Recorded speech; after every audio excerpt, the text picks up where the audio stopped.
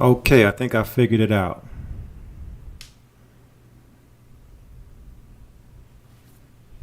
Think I figured this thing out here so we can get the chat room up and running so I can see what people are talking about.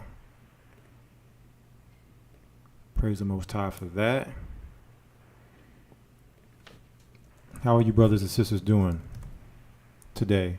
Can y'all hear me loud and clearly? Want to make sure you can hear me loud and clearly before we get started.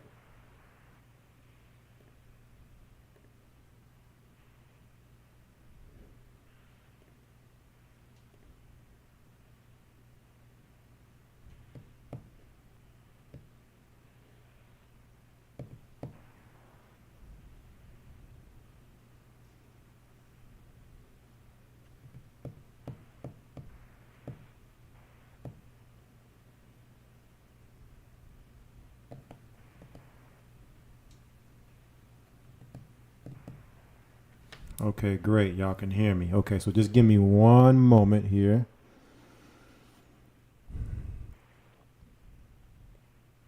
And we'll be ready to start.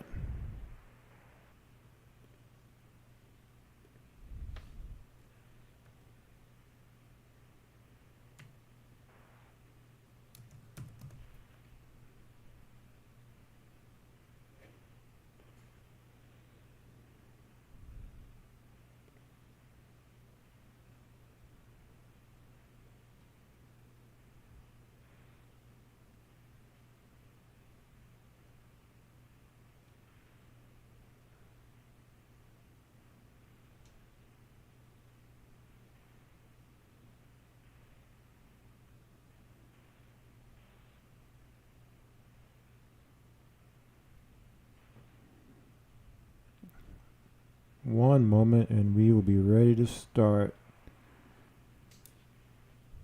I just need to find one more piece of information here.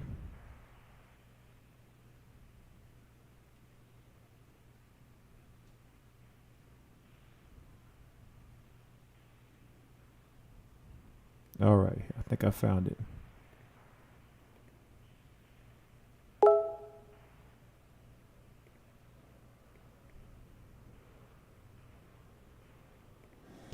All right, so let's go ahead. Let's see here. Put this right there.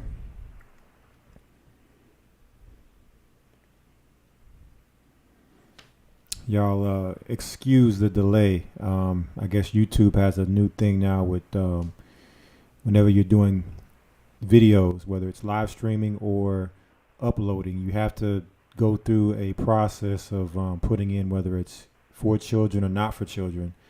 If you select it's for children, then it disables comments.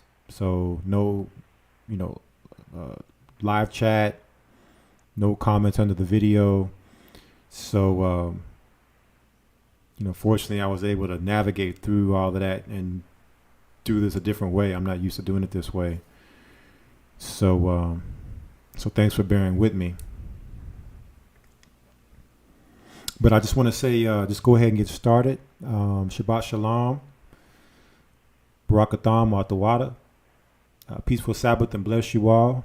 Thank you for tuning in to another episode of Friday Night Sabbath coming out of Babylon here for the Gathering of Christ Church. I'm your host, brother, and elder Ramar. It is April 10th, 2020, 7:12 p.m. Central Standard Time, and we are broadcasting live from Babylon, and we are in the belly of the beast, broadcasting here to you in the heart of the beast. And I pray that all you brothers and sisters that are out there listening, that you've had a blessed week and that everything is going well for you. In the midst of everything that's going on right now in this earth, a lot of things happening right now. When you talk about Bible prophecy, when you talk about news, you talk about current events, a lot of things happening right now. Before we get started and go into the information, just want to remind all of the listeners out there how you can listen in and follow along with this broadcast. There's a couple different ways you can watch through YouTube. You can go to the GOCC Texas YouTube channel. The actual URL for that is www.youtube.com/user/GOCC Texas, capital G, capital T. That'll take you to the Gathering of Christ Church Texas YouTube channel where you can follow and listen along through YouTube. If you would like to listen through your phone, you can call in. The guest calling number is 515-605-9327. And if you have a question or comment, you can simply press the number 1. That'll put you in the guest call queue. And when we go to the call lines later in this broadcast, you will be able to have the opportunity to speak. We'll love to hear you, brothers and sisters. You'd love to hear your comments, your questions, any type of information that you can share. Will always be much appreciated. Also, if you can click the like button so that we can get this word out, clicking the like actually helps to spread this broadcast. So let's go ahead and click the like, share on your social media platforms, send it out through email, through texting. Let's get the word out because, regardless of those people of the world that are alive today are going to listen or not to this message or to the message that's coming out of the scriptures, that's not necessarily anything we can control. Our job is to speak into the wind and let it fall on whom it will fall on.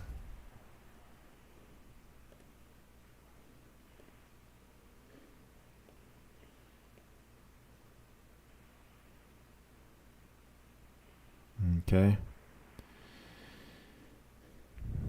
And before we get started, again, I'm just trying to get everything in order here. I got a lot of stuff going on with my screen and trying to navigate this new little setup here. First time doing it this way. Before we get started, of course, we bring out information on this broadcast when we come on Friday nights. And, we're dealing with a very sharp crowd. You brothers and sisters are, very sharp when it comes to being in tune with what's going on in the news, being up to speed and knowing. So a lot of things we're going to talk about, you probably already know. Some things you may not know. There's a lot of information out there. There's no way it can all be covered, by any one person. It's just too much going on. So we're just trying to do our best to try to get as much information out as we can when it comes to what's going on right now. But the main reason for coming here is not necessarily to come with the information for you brothers and sisters, but to bring forth some encouragement and bring forth some upliftment and comfort in these times of trouble. With so much going on in our day-to-day lives and trying to maintain with all of the changes that are going on, you never know what a person could be going through. Okay, you never know what a person could be going through with their job, when it comes to their finances. You never know what somebody could be going through with their health right now, with everything that's happening and going on. And so, we want to first start by, going into some scriptures to provide some encouragement and upliftment of spirit and comfort in these times of trouble. All right. And the information is great. It's wisdom and knowledge shall be the stability of our times, but the information is what it is. Without the scriptures, you can have all the information in the world, but without the scriptures and execution of the scriptures, then you just have a information with no salvation. All right. So we want to make sure we have both. We want to make sure we have salvation and the things that we need when it comes to being saved and redeemed in this time, being able to escape these times, as well as having the information so we can be informed, better aware when it comes to our decision making, being wise as serpents, harmless as doves. Okay. So let's first start with scriptures. And we're going to go to the book of Hebrews.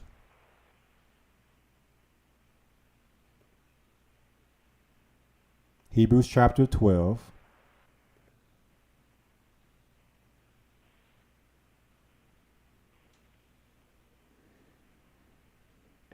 And Brother Shamnua Allah. We have Brother Shamnua Allah with us tonight. Can you hear me? Con, can you hear me? Loud and clear, loud and clear. So let's start Hebrews 12. If you could read verses 1 through 3 for me. The book of Hebrews, chapter verse 1. Wherefore, seeing we also are compassed about with so great a cloud of witnesses, let us lay aside every weight and the sins which do so easily beset us.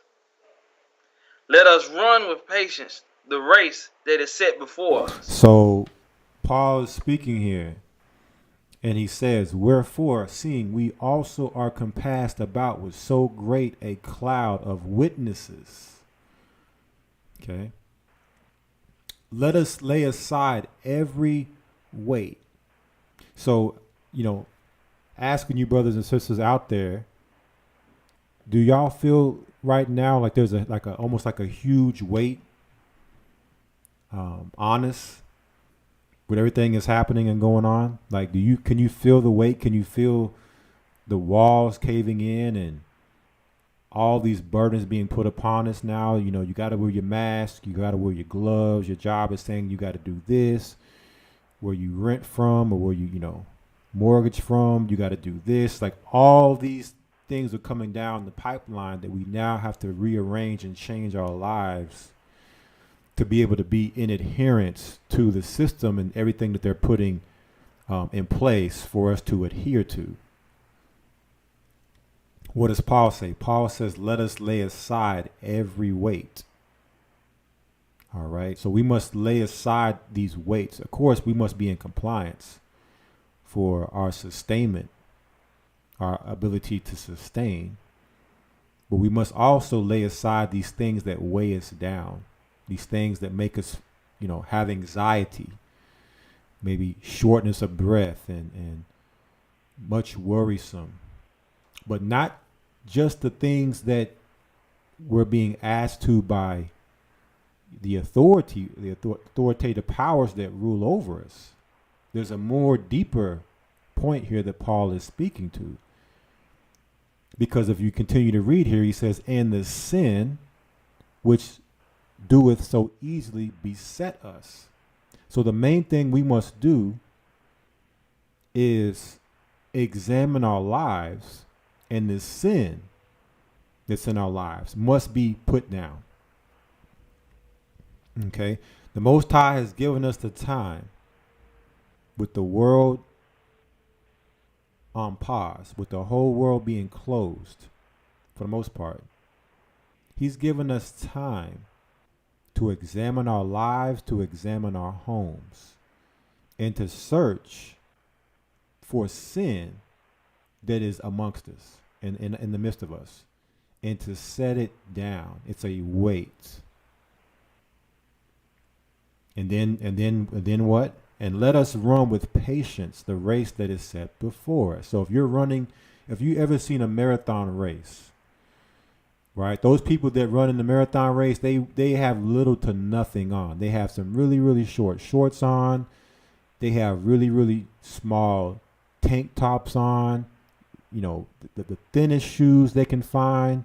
So they're trying to run that race with the least amount of weight that they can run that race with. Because the more weight they have, guess what? the quicker their endurance is going to go. The quicker they're going to lose their stamina and not be able to finish that race. Okay, so putting down that sin, putting down those weights is going to allow us to finish this race, but we must run this race with patience. Meaning we can't get ahead of ourselves. Okay, we can't get too far out in front to where we're,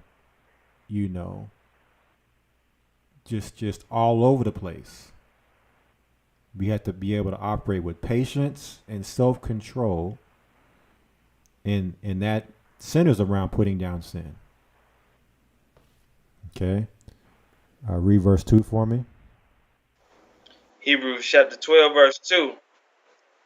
Looking unto Yeshua, the author and finisher of our faith. Looking unto who? Yeshua. So Paul says, looking unto Yeshua, or whom the world calls Jesus Christ, the author and finisher of our faith. So again, it goes back to what I was saying about the information. The information is great and it's key, but we must be looking to Christ, because he's the author of all of this that we're called to do, which is to walk the straight and narrow path, to run this race. We must look to him to finish this race. And what about Yeshua? What about Christ? He was a man without sin. Right? He was a man free of sin. So looking to him, we must also look to free ourselves from the sin in our lives. And as you look around the world right now, you look at the world, Christ said it'll be like the days of Noah. And when this first happened, I remember seeing what everybody was into. You got people on TikTok, women, twerking and gyrating, and people just acting silly all over social media. And I'm like, man, nobody's repenting. Nobody's looking at this as like a unprecedented moment in time that something major is about to happen. This has never happened in world history. And your response is to get on TikTok and to just act a fool, and to not even just that, but other things that people are doing in their lives, just acting a fool. Like, who is going to repent? So it made me think about the book of Jasher when you read the stories about the people during that time whom weren't repenting during the times that led up to the flood. The Most High sent all types of signs to the people to warn them the flood was coming, the flood is coming. And the more signs that he sent, the more people shook their fist at the Most High. And that's pretty much what people are doing right now. They want their normal lives back, their normal routine back, shaking their fist at the Most High for how dare you interrupt my life of sin. Right? Everybody wants to go back to the life of sin. That's all you see. People talking about, I just want things to go back to normal. I just want to go back to what I was doing. Nobody's talking about repentance. Okay? So I'm here to tell you, brothers and sisters, another weight that can weigh us down is trying to reach people. We're to prophesy to the wind. Let it fall on those who can hear and that can see. And majority of people, if they haven't, with this sign right now, haven't woke up, probably 9 times out of 10, they're not gonna wake up. Like, who's awake right now is who's awake, and it's gonna be a lot of people that are awake that don't make it. Okay, this is the cold truth, the hard facts. I'm not saying that nobody still doesn't have the opportunity to wake up. Of course, as we have breath in us, we have the opportunity to wake up and repent. But with this happening right now, I'm just looking at history and what people did throughout history, whether it was the times of Noah, whether it was 70 AD, all the signs that the Most High sent those in Jerusalem to flee during those times, and they shook their hands and fists at the Most High during those times. We are living in those times, brothers and sisters. So if we're going to finish this race, we have to look to the author and finisher, who is Christ. He's the author and finisher of our faith. And that's what this is going to come down to, is our faith. And do we believe, right? Do we actually truly believe with works that we can escape these times? But you must first escape sin. Read on. Hebrews 12:2.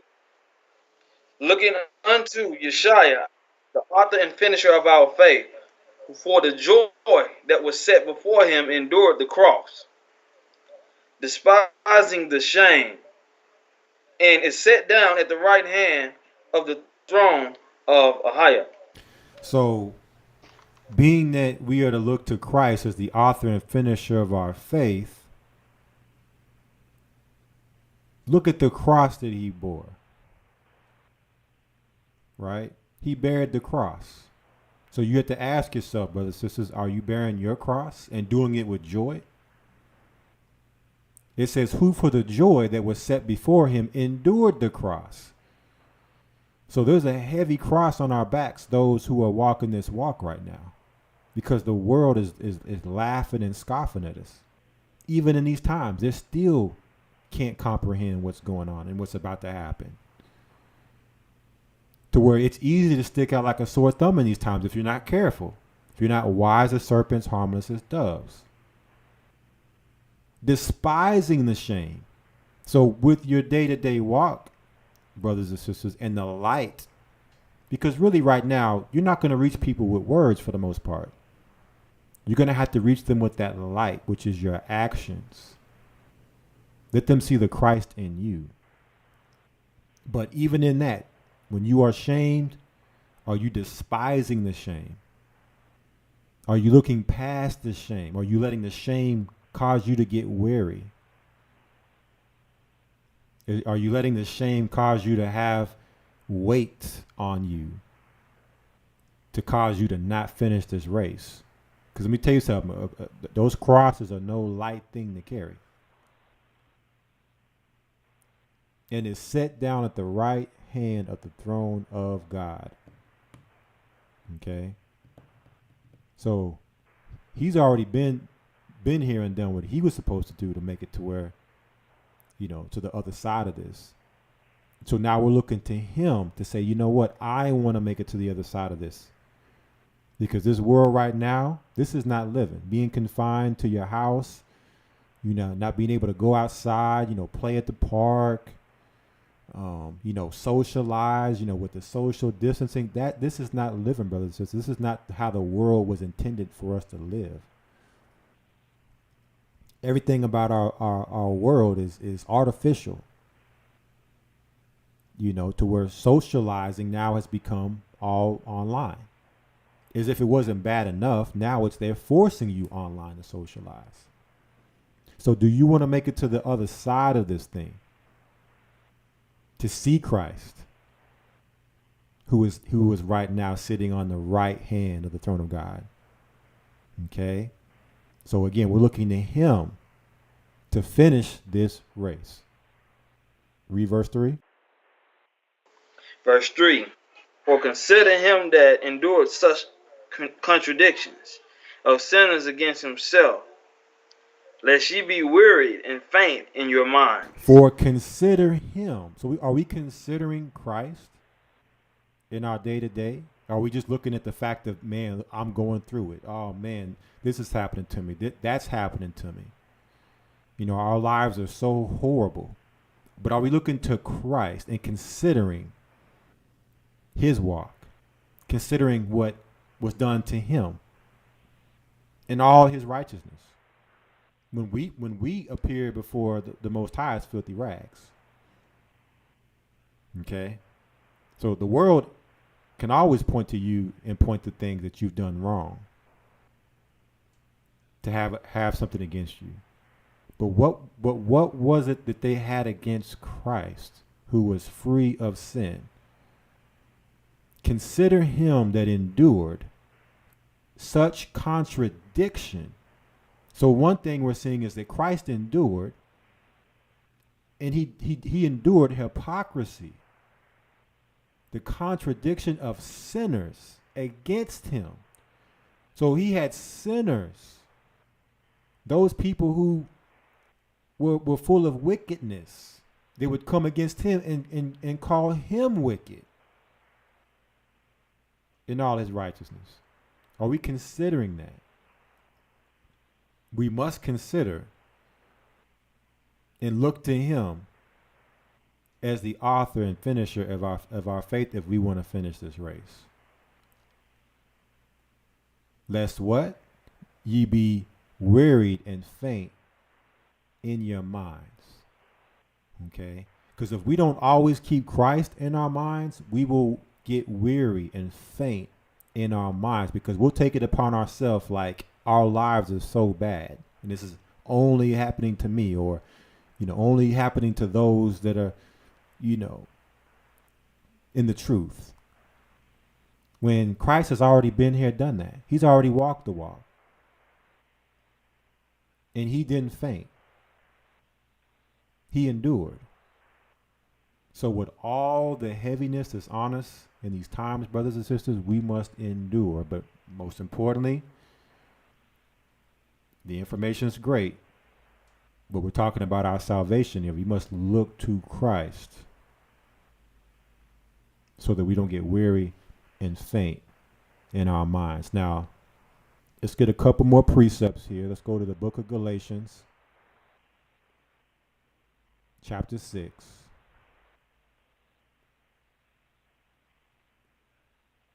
All right. Galatians chapter 6, and let us start at verse 9. Galatians chapter 6, verse 9.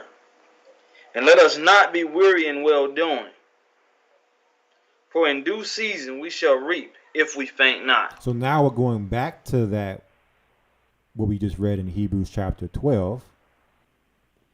Right? What did Hebrews 12 and 3 tell us? It told us, lest ye be wearied and faint in your minds. So now Paul is telling us again, right, in Galatians 6 and 9, let us not be weary in well-doing. So in all your righteousness, brothers and sisters, and living a righteous life, don't be weary in that. Don't get tired. Okay? Don't lose your stamina in your well-doing, for in due season we shall reap if we faint not.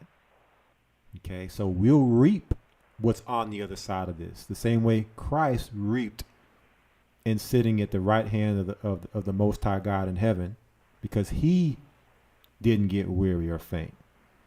That's what's waiting at the end of this race. Okay, read verse 10. Verse 10.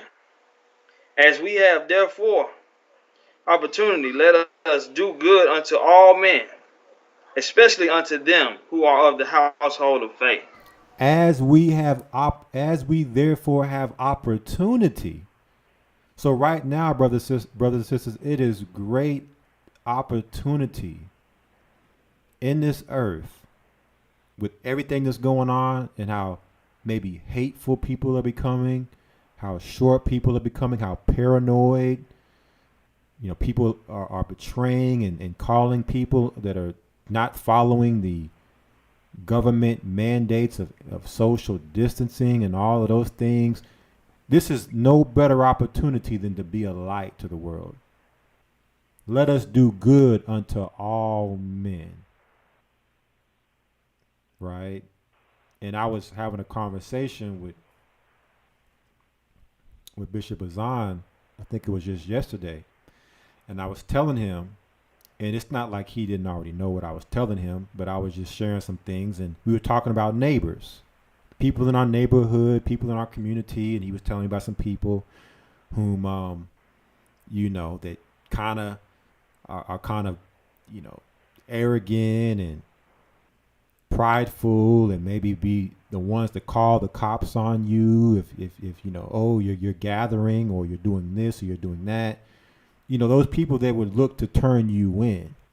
And I told him, I said, you know, now more than ever, it's a good time to get to know your neighbors and to have conversations with them.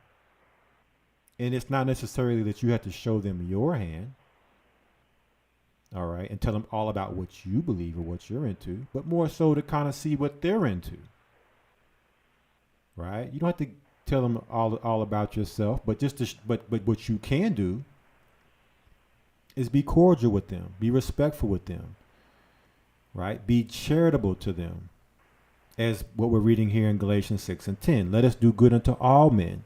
Establish a good relationship with your neighbors, because when it goes down, you don't want your neighbor looking at you with the evil eye.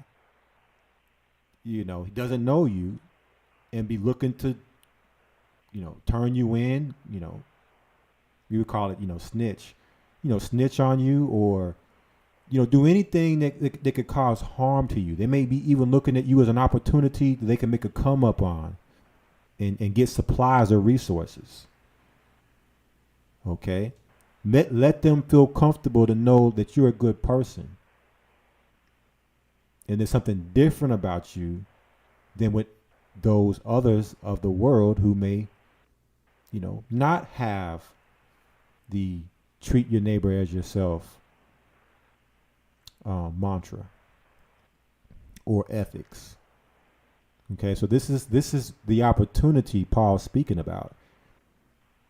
Okay, so that's very important that we get strong in our communities, because trust me, you're gonna need some help in these times. You're not gonna want to. You don't want to have enemies in these times. You don't want people to be your enemy. You want alliances. You want friends, right? You want associates. You know, people whom you don't have to worry about. Like, that person has my best interest.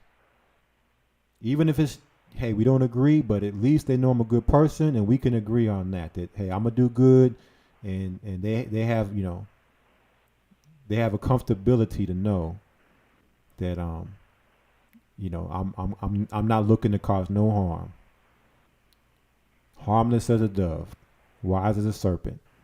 But it says, especially unto them who are of the household of faith. So especially to them who are in the church, those who are believers, even if it's just somebody in the Christian church. They may not have the understanding that you have when it comes to the Bible. But do they believe in Christ? Do they at least have a sincere and genuine heart towards Christ? Well, maybe they'll get there.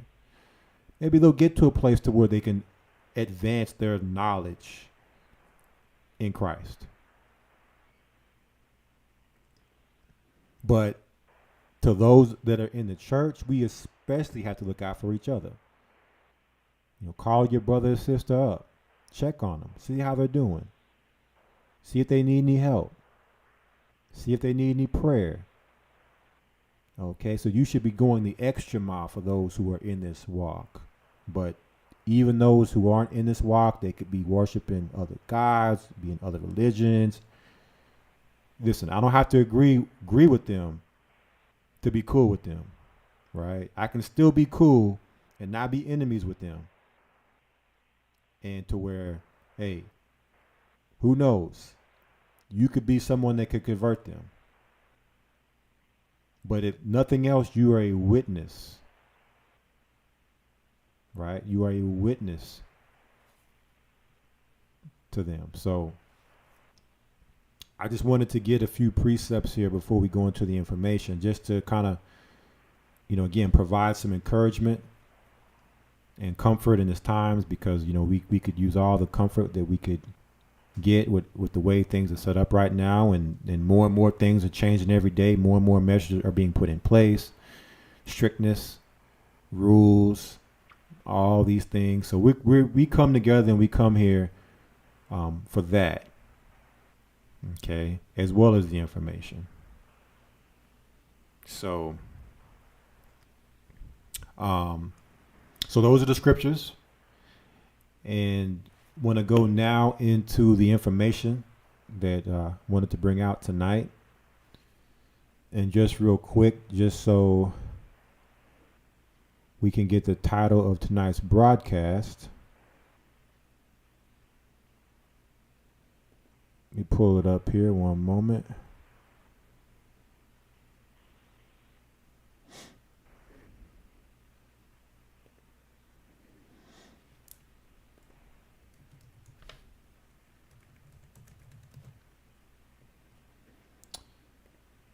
Tonight's broadcast, the title, African Americans, the New Face of Corona. 2nd Esdras 15, verse 17, and 5G is now law. African Americans, the New Face of Corona. 2nd Esdras 15, and verse 17, and 5G is now law. So these are just some of the things that we're going to talk about tonight when it comes to the news and information that is out right now that's very, very important for us to be able to make sure that we're paying attention to. And again, some of the stuff you brothers and sisters may already know, probably do know. But again, it's about getting the word out. It's about, covering as much information as we can cover and keeping a focused and diligent mind so we don't get distracted, because it's so easy to get distracted in these times. So many distractions out there. Okay, so now is not the time to get distracted. And this information gives us opportunity to research. And Christ told us to watch and pray always. So while we're praying in these times, we're also watching and paying attention to what's going on, because it's going to tell us where we are according to Bible prophecy. It's going to be what is used to help our faith. When you're talking about not getting weary and fainting, these things help to strengthen our faith. So what does it mean? Or what do we mean when we say African Americans, the new face of Corona? I'm going to play a video here for you. And let me just make sure I got my setup here together. All right, so I'm going to play a video here for you about this. And when we come back, we're going to talk more about this and what it all means. Okay.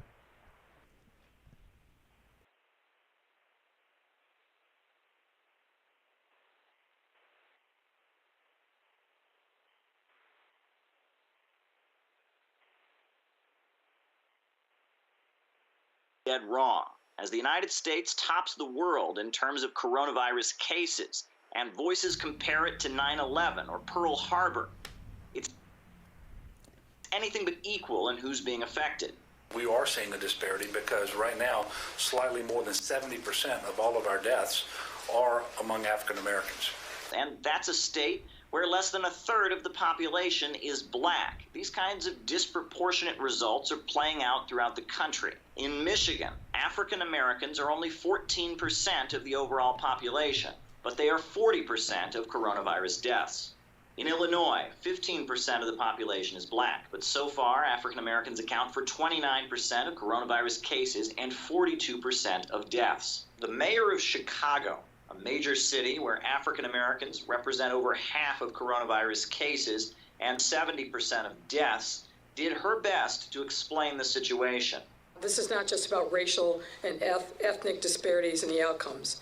The distribution of this disease tells a story about resources and inequality, a story about unequal health care access, job access, and community investment.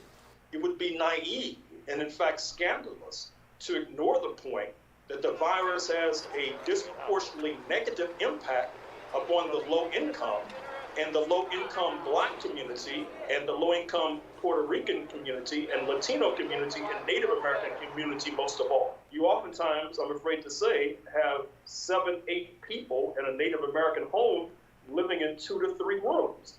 So yes, this is a question of both class and race. But it's not only in terms of direct infection. The unemployment rate is expected to go as high as possibly above 30%. And for many African Americans, losing a job doesn't only represent loss of income, it also represents a loss of health care. This is a post from a nurse in New York City that went viral. Who's going to pay for it? Last words I'll never forget. The response my patient gasped out between laboured breaths to me and my team after we explained that he needed to be intubated and placed on a ventilator. If you test positive for COVID-19 and require treatment, you could be financially devastated. Hospital bills for coronavirus patients usually add up to between $42,000 and $74,000 for those who are uninsured or for those who get treatment that is deemed out of network by their insurance company. And even for those with insurance using in-network providers, the out-of-pocket expenses can add up to $21,000 or even $38,000. That's not a bill most Americans can afford.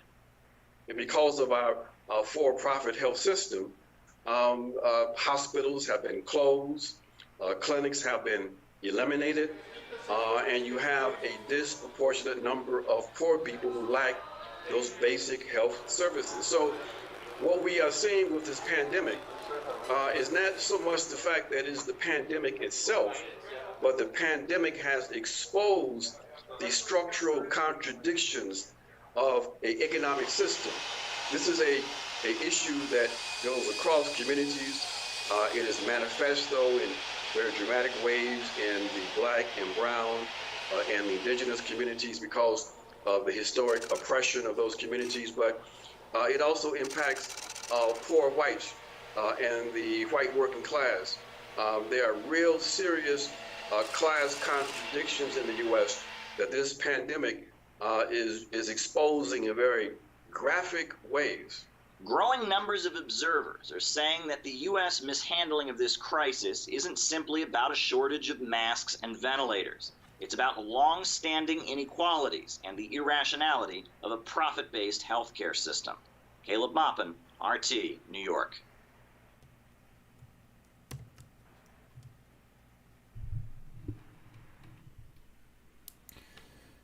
Okay.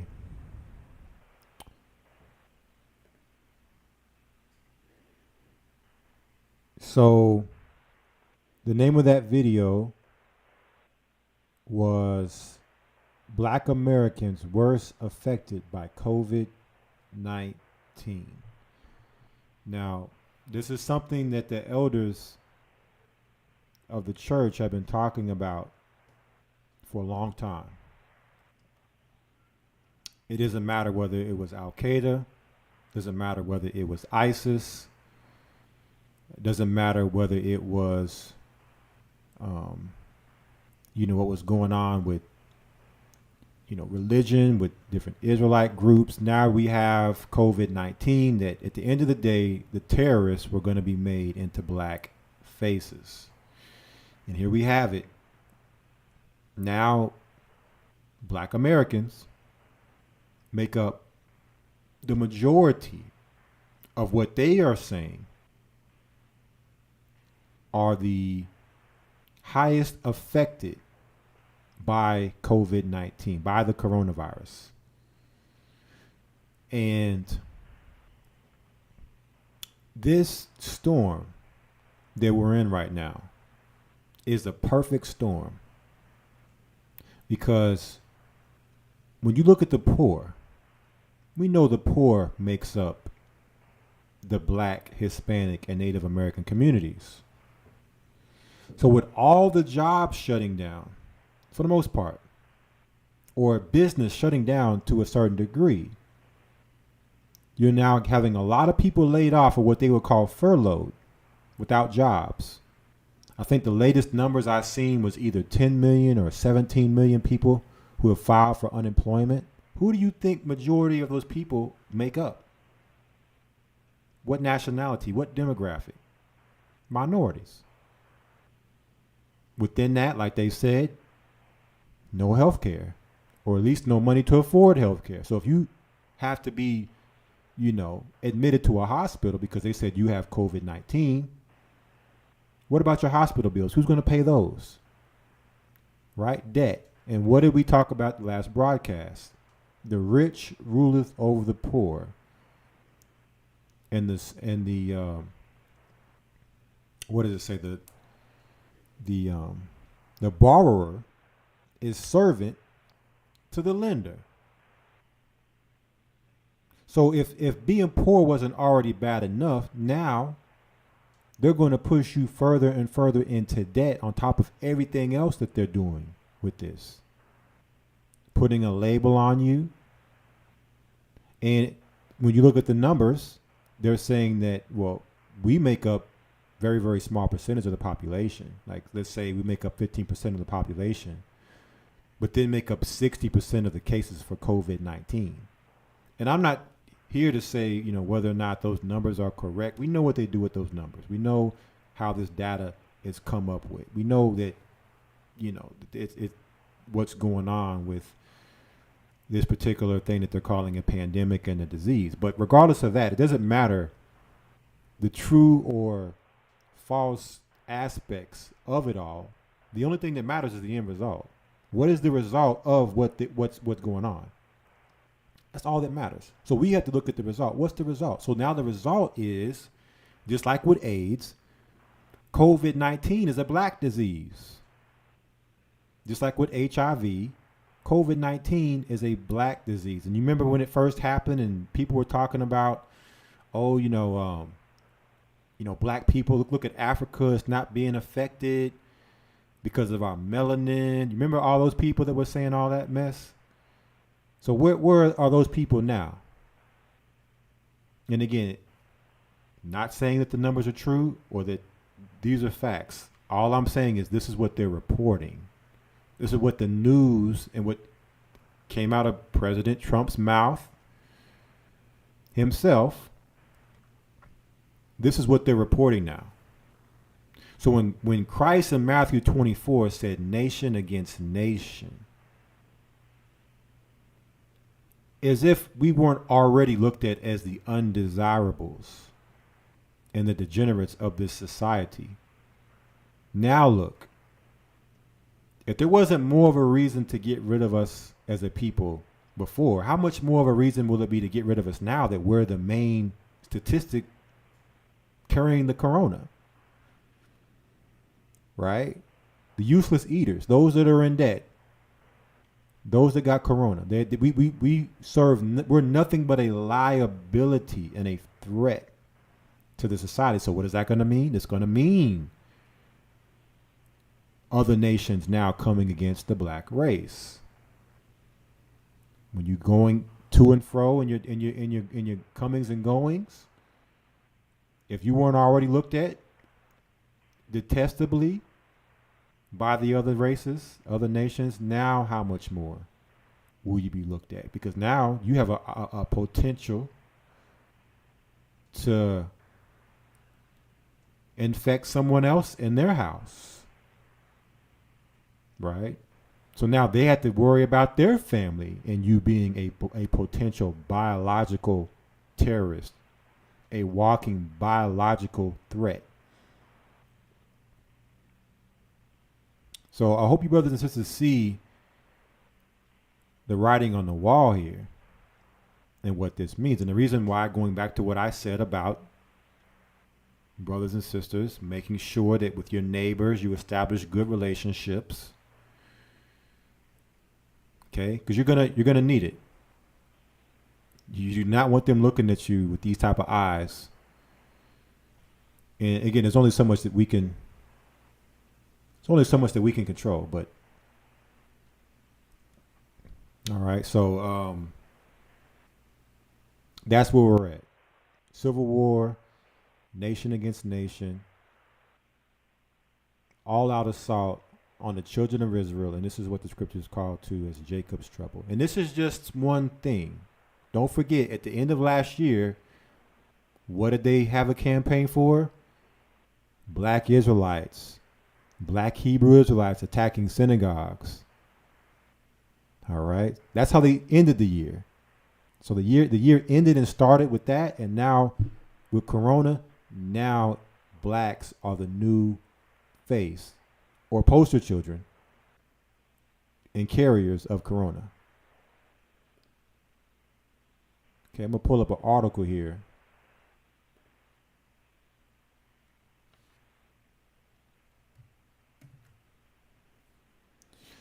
This is WashingtonPost.com.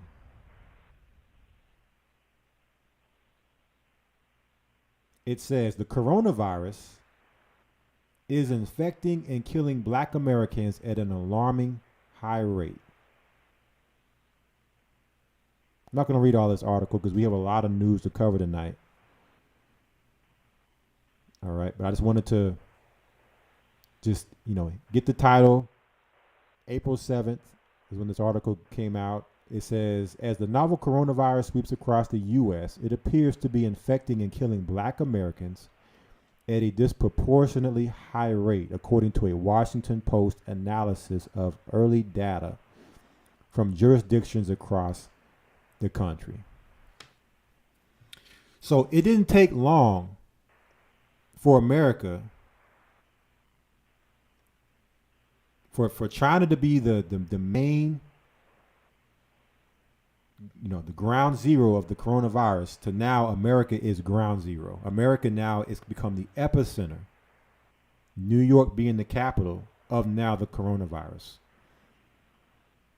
And not only that, but blacks in America are the ones that have the highest statistic of having it, this so-called deadly disease. How does that make us look? Look at the picture they're painting. So no sooner than they made America the epicenter, who did they make the main carrier, the main culprit in this such a deadly disease? Speaking of Africa, let's go to the next article. Speaking of China, this comes off of face-to-faceafrica.com. It says, we're sleeping outside. China evicts Africans from apartments over coronavirus.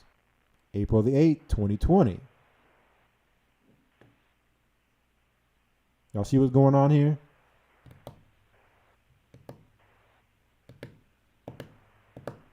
And Elder Ricard came on earlier in stream, and he had played the video of a sister actually bringing this information out.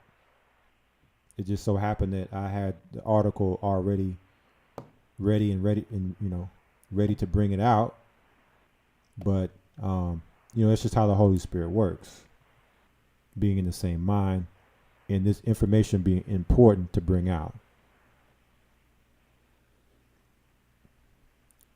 Let's look over here to the right and let's look at some of these articles over here. I didn't even look at these, but I'm looking at them now. We're not guinea pigs. Drogba and Ito condemn COVID-19 test trials on Africans. We're going to talk more about that next. Check this out. More blacks are infected and dying from COVID-19, new study reveals. So brothers and sisters, it's going to be imperative more than ever that in order for us to blend into this society and to not be singled out, that we're going to have to do things like wear masks and wear gloves. Because if we're walking around without masks and gloves, and we're being painted in the media now as the highest carriers, how are you going to look to society being that you're just walking around carefree with no masks, no gloves? You're going to be looked at as, we need to take that person out. We need to report that person. How dare them, knowing that their race are high statistical carriers. Can y'all see that? Y'all see what's going on here? Speaking of Africa, takes us to our next article.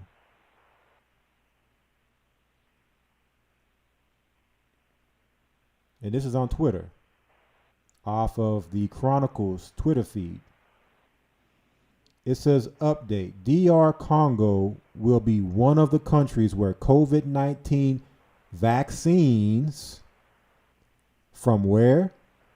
U.S., China, and Canada will be tested beginning in July, says Jean-Jacques Mayembe, head of DRC's agency leading the pandemic response. So here you have Africa, who has the least cases out of all nations, all continents. They get the least amount of cases, but they're going to head the campaign for the testing. How is that? If America is the epicenter, why is it not being done in America? Why is it that these vaccines are coming from America? How is it that COVID-19 was said to have started in China, but yet and still the vaccines are going to be tested in Africa? Does any of this make sense to you, brothers and sisters? It makes sense if you understand the Bible. It makes sense if you understand Jacob's trouble. It makes sense if you understand Bill Gates' agenda when it comes to Africa. But what also it shows us is that all the governments, if we haven't known this already, Psalms 83, if we haven't seen this, just with how all the governments of the world are on the same page, same accord with shutting down the world together at the same time.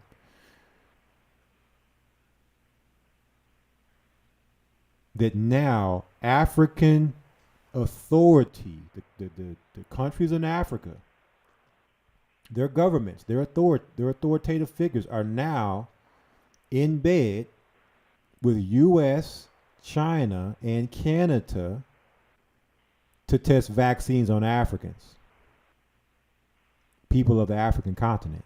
That goes to show you that all these people are against us. The governments of the world are against us, brothers and sisters. And that's why you see here on this article, we're not guinea pigs. Drogba and ETO condemn COVID-19 test trials on Africans. So you're going to have some pushback, right? And this is what the military is getting ready for. The military is getting ready to be in place to administer these vaccinations. Okay? They're not just there to say hi and be friendly to the people. They're there to keep order out of the chaos that they've started and created. But that's what we mean when we say that African Americans and blacks have become the new face of Corona. Just like that, brothers and sisters, that quick. It started out, well, we're not affected by it. Nobody in Africa really has it. Our melanin protects us, to now we have it worse than AIDS. Just like that. And because we're in such a bad place, spiritually, mentally, emotionally, physically, financially, economically, unity, when it comes to our unification as a people, because we're in such a bad place, we're like sitting ducks ready to be plucked off.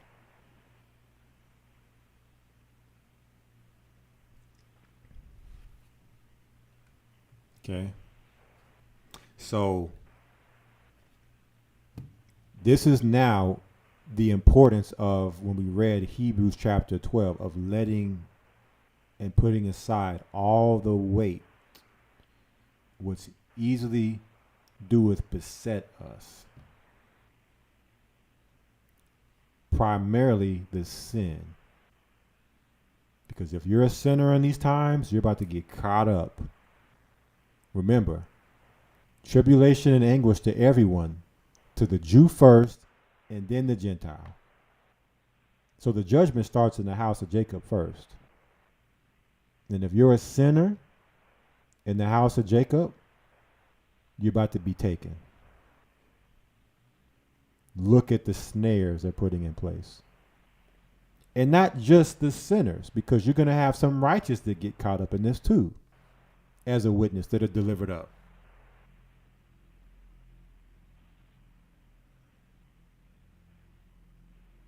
So,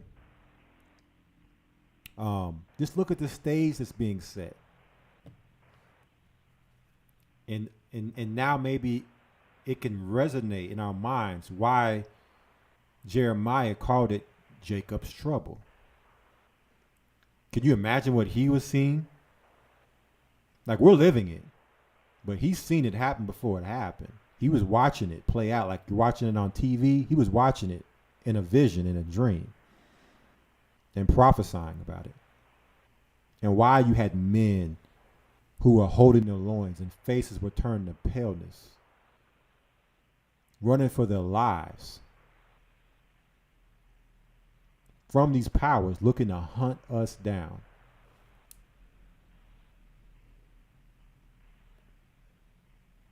Now, some more things that they're doing that's going to make this possible. Let's watch another video. We're going to go to the next part. 2nd Esdras 15 and 17. Next part of this broadcast. We're going to watch a video. We come back.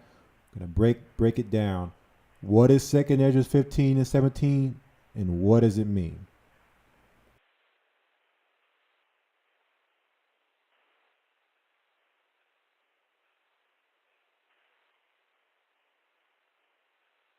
Check this out. What does Bill Gates want?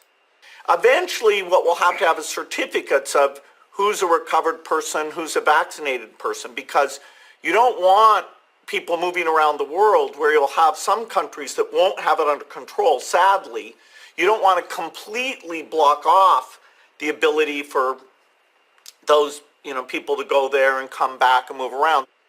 Okay, I'm going to play that again, guys. Listen to this. He's suggesting we need to have certificates for people who have recovered or been vaccinated. Certificates, like papers, an ID saying you've gotten the vaccination or you've recovered. Eventually, what we'll have to have is certificates of who's a recovered person, who's a vaccinated person, because you don't want people moving around the world where you'll have some countries that won't have it under control. Sadly, you don't want to completely block off the ability for those, people to go there and come back.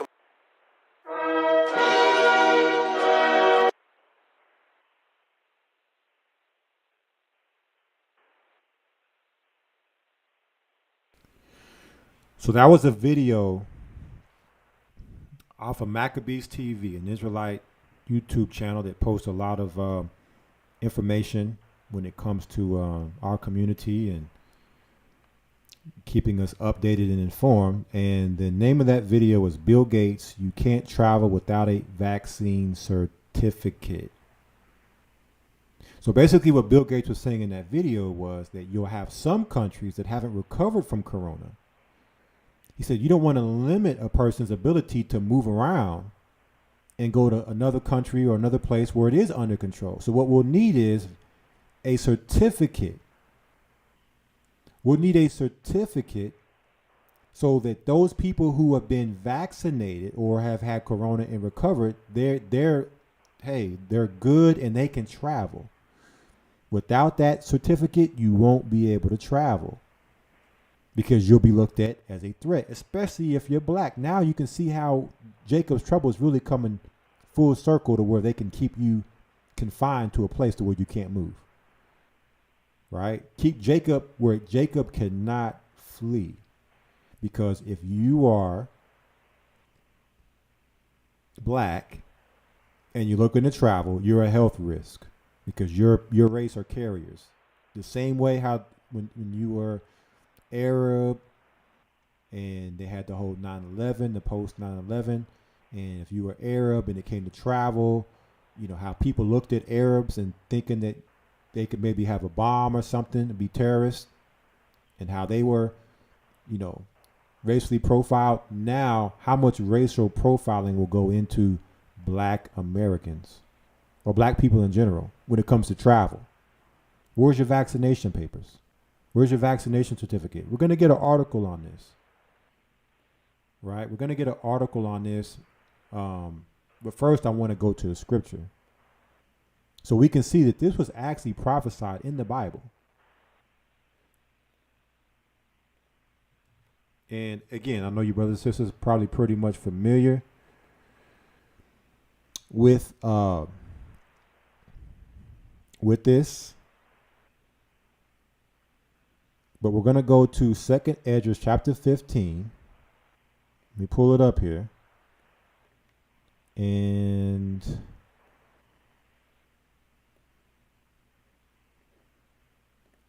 Shamnawala, if you could read verse 17 for us. This is the book of 2nd Ezra, chapter 15, verse 17. A man shall desire to go into a city and shall not be able.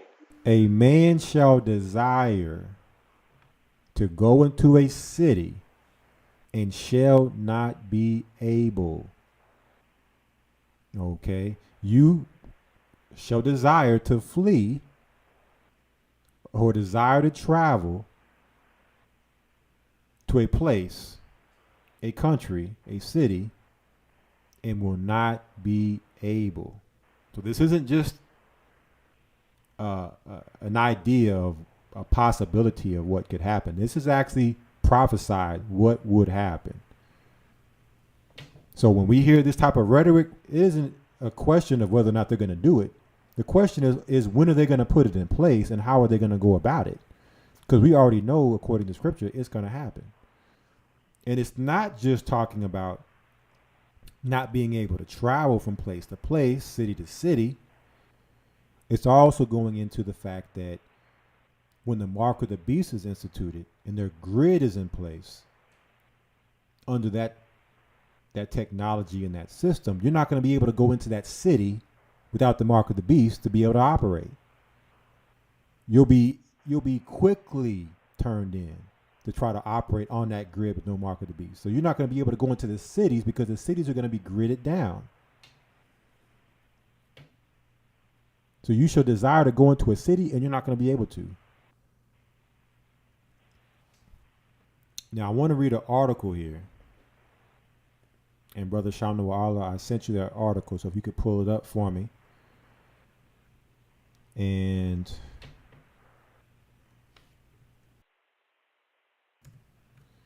gonna read this article here. Let me pull it up.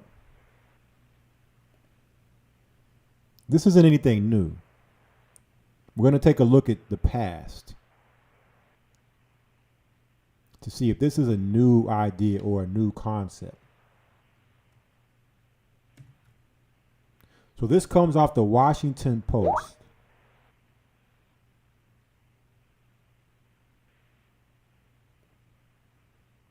Okay. One moment here. Help the brother out. Okay. So this comes off the Washington Post. And it says, the government can quarantine you for coronavirus, and there's almost nothing you can do about it. Remember the Corona ship, the Corona death barge, the Diamond Princess, where all these people were on this ship quarantined, they couldn't leave, where it kind of, one of the first places it started. Remember that? So this is an old article. This is something old.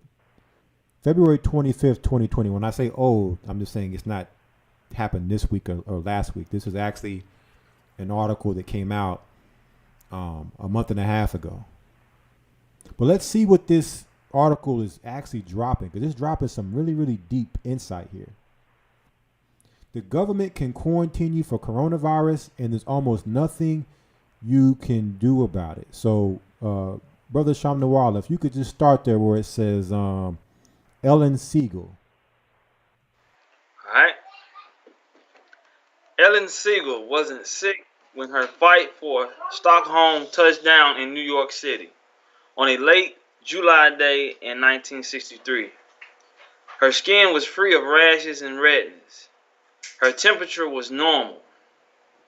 But the 69-year-old American was missing the one thing she needed to convince medical inspectors at Ottawa Airport that she didn't pose a threat to public health: valid vaccination papers. All right.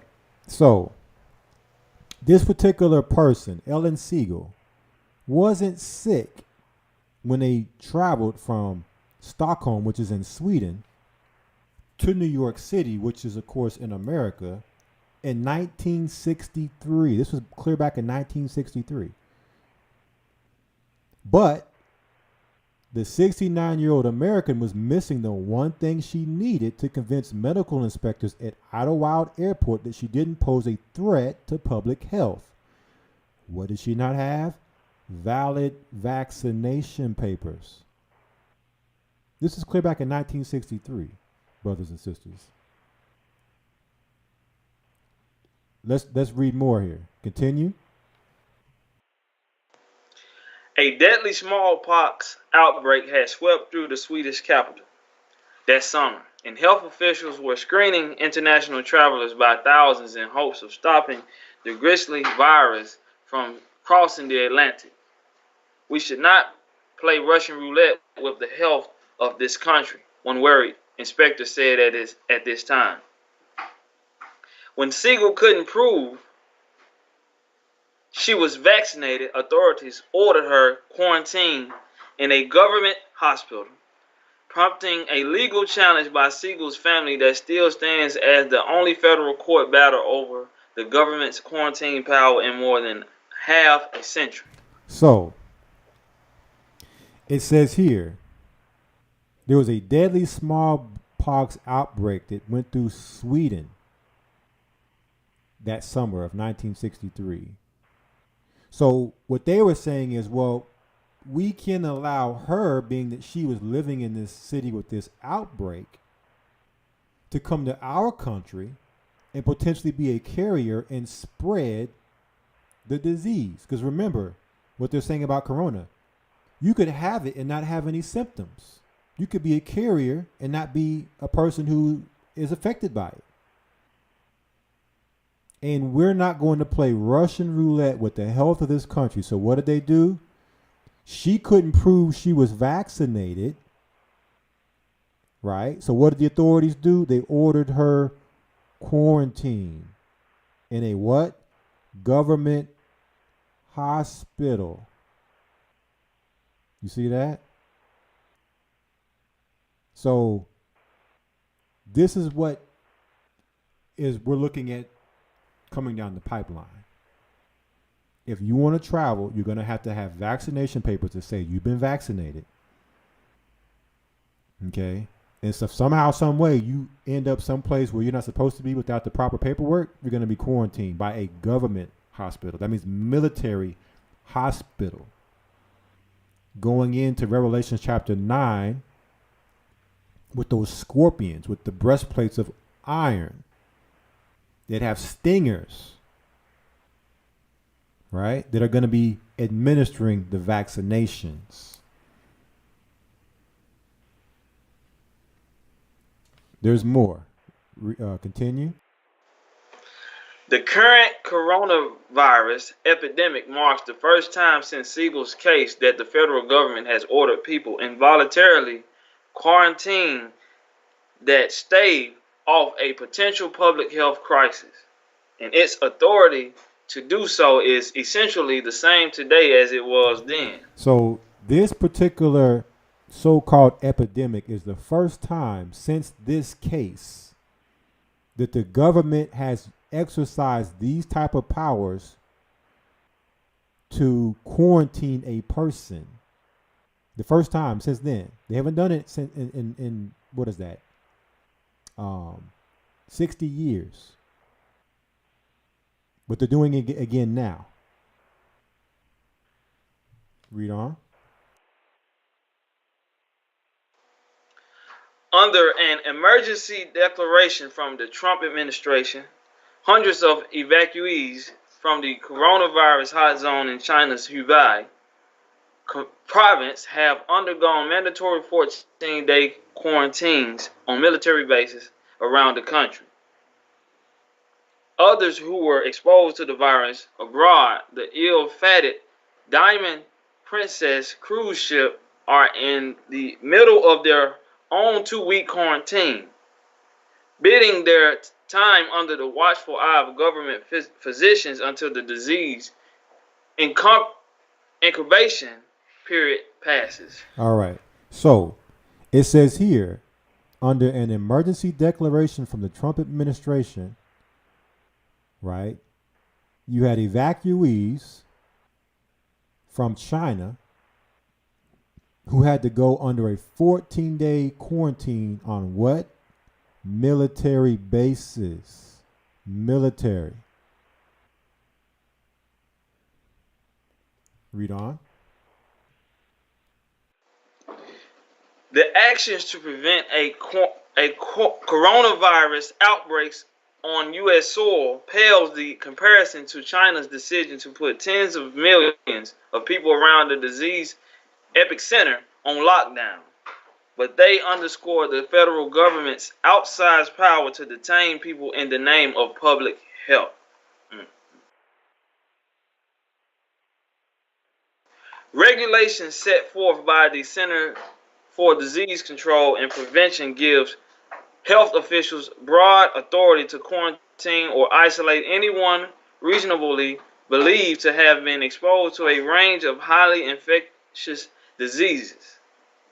The list includes cholera, infections, tuberculosis, and flus that can cause an epidemic. All right.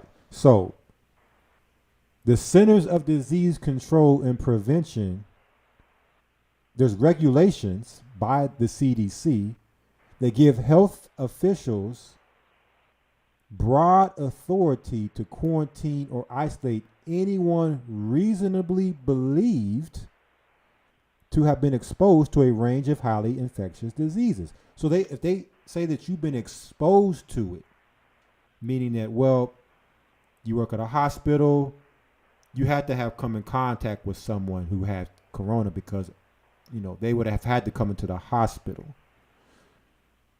So because you've been exposed to it, or we have reason to believe you've been exposed to it, we now must quarantine you just to be safe. And no telling what happens to a quarantined person. Okay? Now's the time where your faith in the Most High really going to come into play, and your wisdom, and how close you are to the Holy Spirit to operate with wisdom, to be able to deal with these people in these scenarios, to be wise as a serpent, harmless as a dove. All right, so maybe for some people, I'm not going to say that, I was going to say maybe it's time to practice, but for those with the Holy Spirit, Christ said, take no heed or thought of what ye shall say when this time comes, for the Holy Spirit will give you the words to speak. But we're just looking at the power that they have and what they're going to be able to do with just these past instances. This is what they've done. These are the powers that they have. These are the laws that have been granted and authorized to them. Okay. So these are the days we're going into. And again, you don't have to have any symptoms. So even if you don't have symptoms, they can say, well, yeah, you may not have symptoms, but your race is known to carry corona. So we have reason to believe you could have it. So you must come and be quarantined. Read on. This exceptional power is rooted in the Constitutional's Emerge Clause, which allows Congress to regulate foreign and interstate commerce. Quarantine involves the temporary confinement of people who may have been exposed to a disease but haven't developed symptoms. Isolation separates people who are infected with a disease until they are no longer contagious. It's like a curfew on an evacuation order if a natural disaster occurs. Just like when a hurricane is bearing down, people are ordered to leave coastal areas because no one can save them, said Scott Burris, director of Center for Public Health Law Research at Temple University. If we have a reasonable prospect of stopping or slowing this virus, even if we're doing it with mittens on, the government can take emergency action. So the government can take emergency action. Okay. They have reasonable prospect of stopping or slowing the virus. So this is the Hegelian dialectic, problem, reaction, solution. Once they cause the problem, real or fake, they can then say, well, based upon the reaction of the people, here's the solution. We know what we're doing. You must trust us and do as you're told according to what we're putting in place as law, or as we're authorized to do by law, that you must do. Read on. The federal government seldom exercises this authority, but that's mostly because it doesn't have to. State and local government generally take the lead in quarantine decisions, bearing the primary responsibility for the health of their residents. When disease outbreaks do occur, health officials often opt for voluntary quarantine or isolation, and people tend to follow their instructions. Authorities weren't taking any chances in 1963. That May, a 24-year-old Swedish seaman contracted smallpox during a trip through Southeast Asia and carried the disease back home to Stockholm. The virus spread it to 24 more people in the week that followed, killing 4 of them. The outbreak triggered a global health scare that summer. At Idlewild Airport, inspectors screened more than 500,000 passengers over a 3-month period, eyeing them for symptoms and scrutinizing their paperwork, as the New York Times reported at the time. One of those passengers was Siegel, who had spent 4 days in Stockholm before flying to New York to visit her daughter on July 25th. She insisted that she had been vaccinated weeks prior, but health officials concluded that her latest injection and others before that had been unsuccessful. Court documents show they ordered her quarantined for 2 weeks at the U.S. Public Health Hospital in Staten Island. So check this out.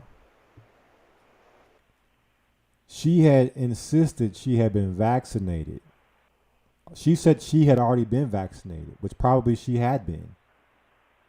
But health officials concluded that her latest injection and others before that had been unsuccessful. So what they're saying is, well, yeah, you may have been vaccinated, but you didn't get the latest vaccination.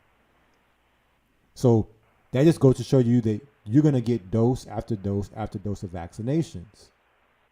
If it's not the latest one, it's kind of like, when you upgrade your software on your computer. Let's say you upgrade to 3.0.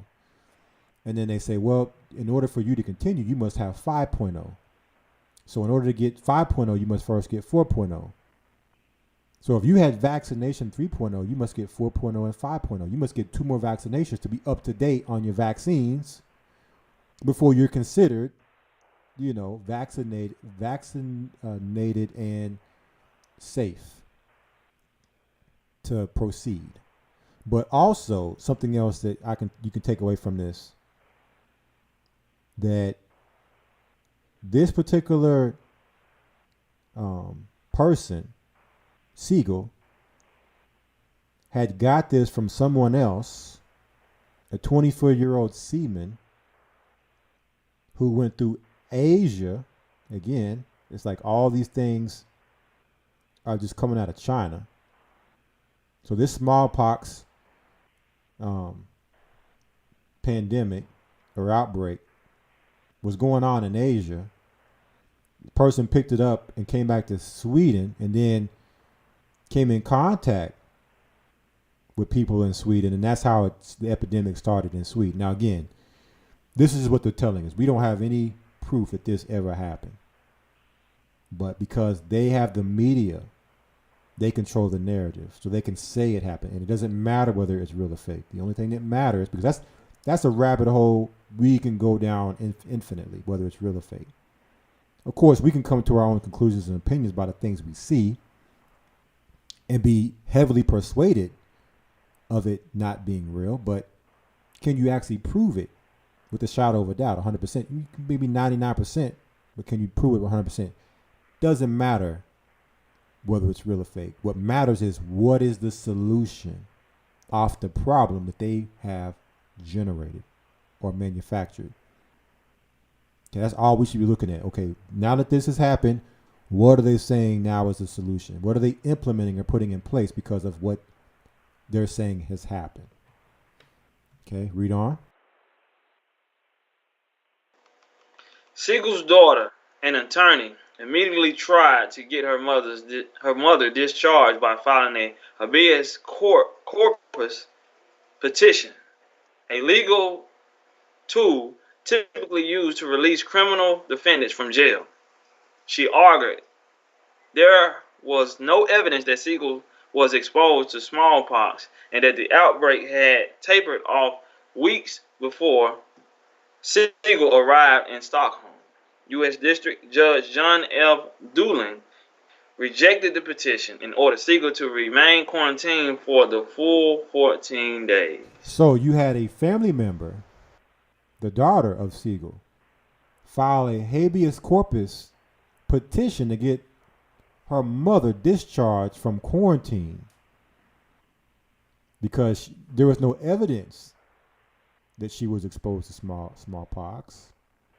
What ended up happening? The judge rejected the petition and Siegel had to remain in quarantine for the full 14 days. So you basically have no power, at least within their system.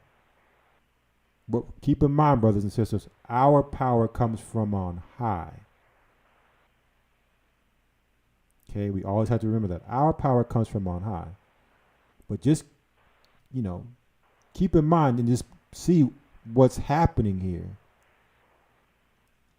in the 1960s. And it gives us a glimpse into what we can expect in our future. All right, continue on.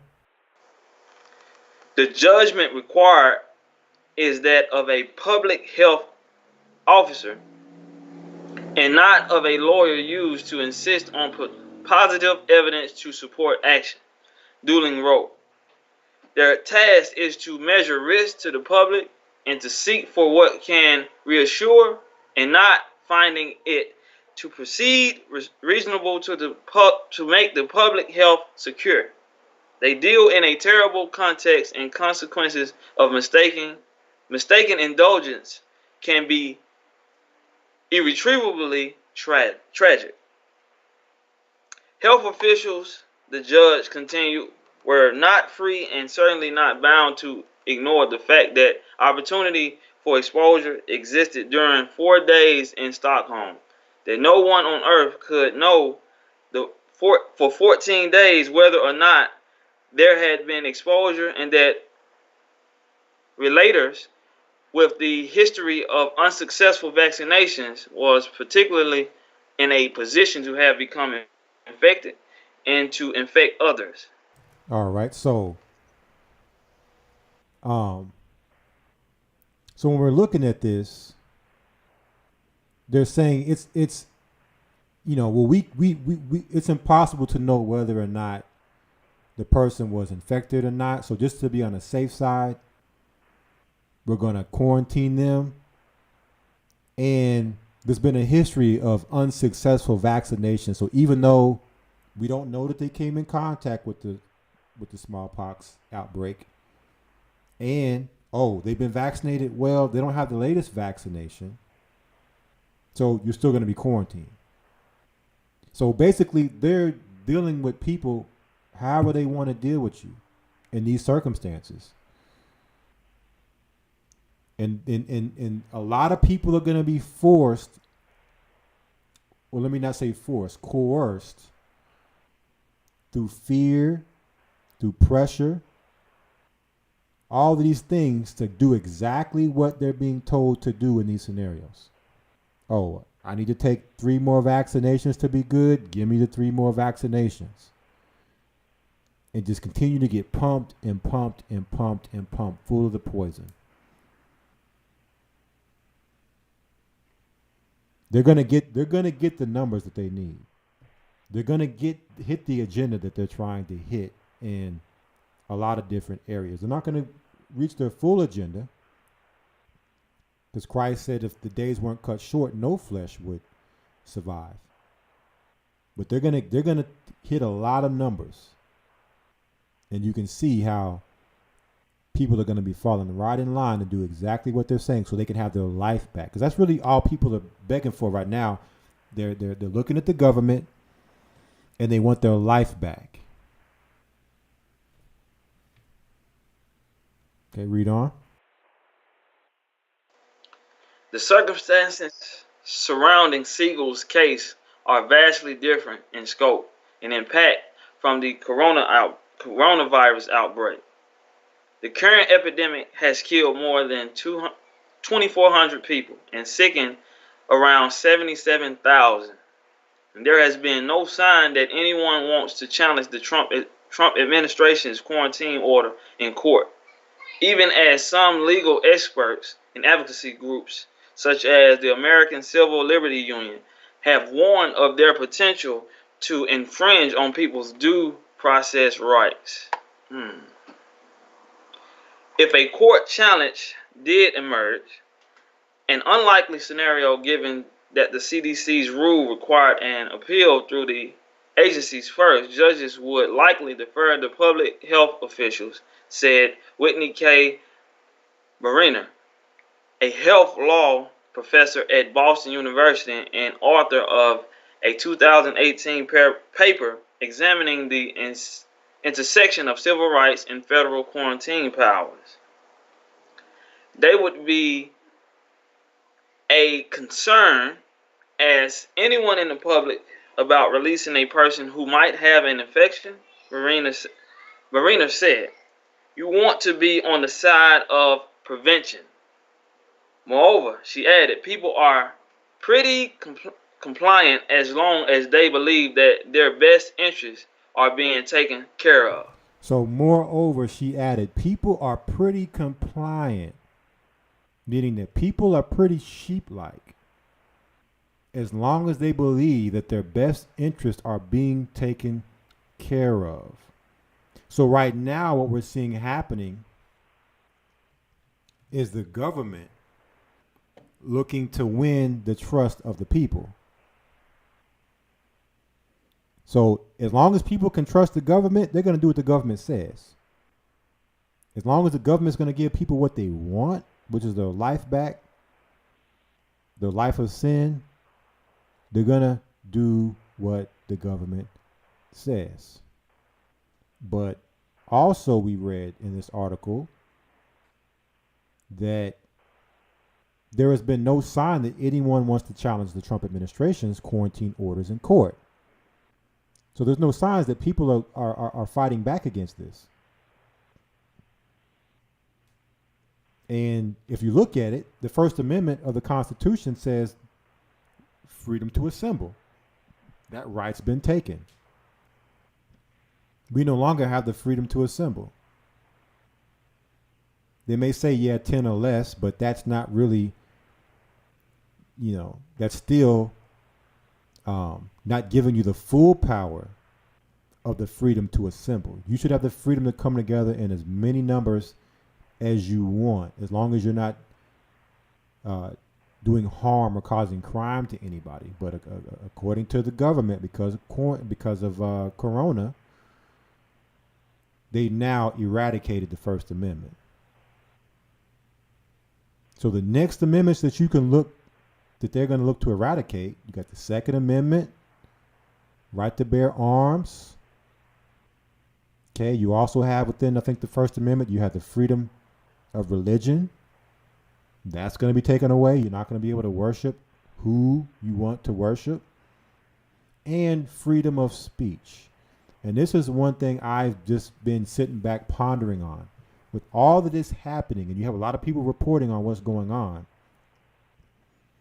how much longer before they pull the plug on platforms such as YouTube to where you can come and speak freely? We've done videos in the past. We talked about the YouTube purge, upcoming YouTube purge, and not just YouTube, but other I've seen Facebook posts recently, within the past week, that have been blocked because Facebook, YouTube, Google, all these companies have come together and said that if it's anything that they deem as fake news against coronavirus, they're going to block it under their their actual diagnosis if it's fake news or not. Okay, according to their opinion. So now they're controlling their freedom to speak, being that even if it is fake news, right, you have the ability and right to say those things because that's what the Constitution and the First Amendment authorizes you to be able to do. Doesn't mean anybody has to listen to you, but you have the right. That's your constitutional right. Not let alone your God-given right. So, there's so much that can go into this. Like I said, that's the next thing I'm looking to see is when they start making their move on shutting down the communication, to actually shine a light on this and what's going on. We'll talk more about that here, maybe toward the end of this broadcast. But let's now go to the other part that we were going to talk about tonight. 5G is now law? Question mark. Has 5G become law? I don't know. Let's see. Let's pull up some government documents.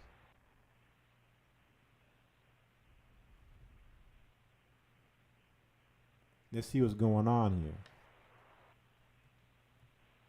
Has 5G become law?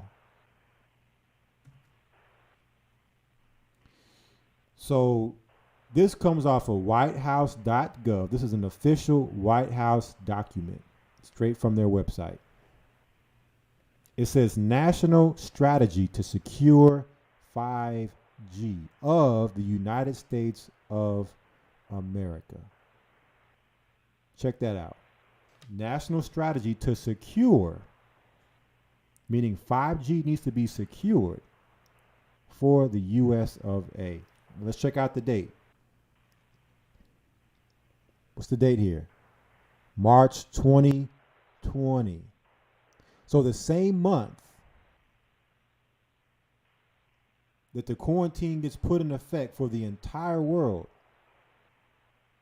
what do they drop that month? A strategy to secure, a national strategy to secure 5G the same time.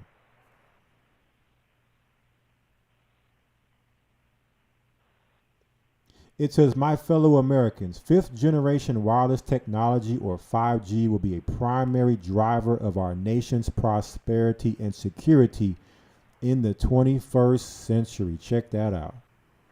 It's going to be a primary driver of prosperity and security for America.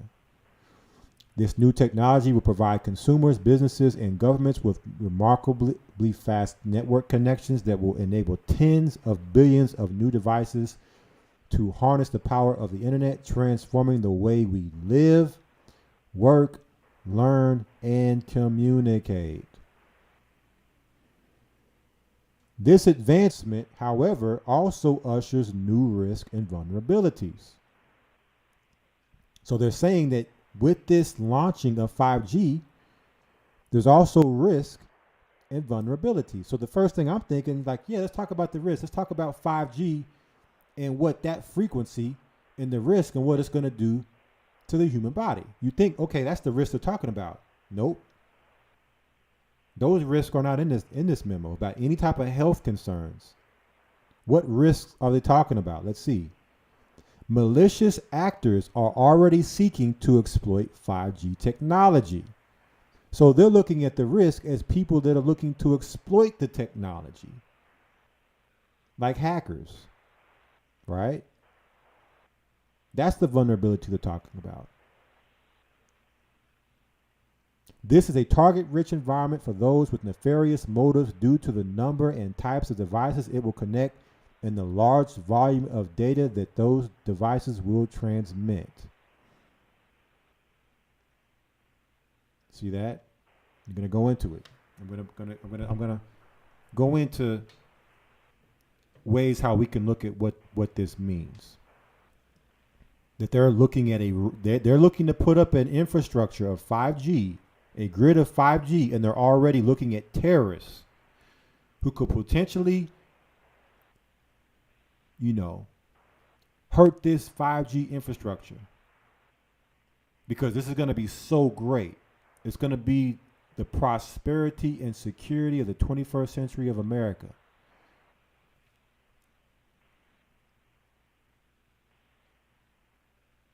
Okay? And there's more here. I'm not going to read it all, but it just talks about the 5G rollout, the infrastructure, the deployment of the 5G infrastructure. But nowhere does it say anything about the health concerns. What about those risks? Not mentioned.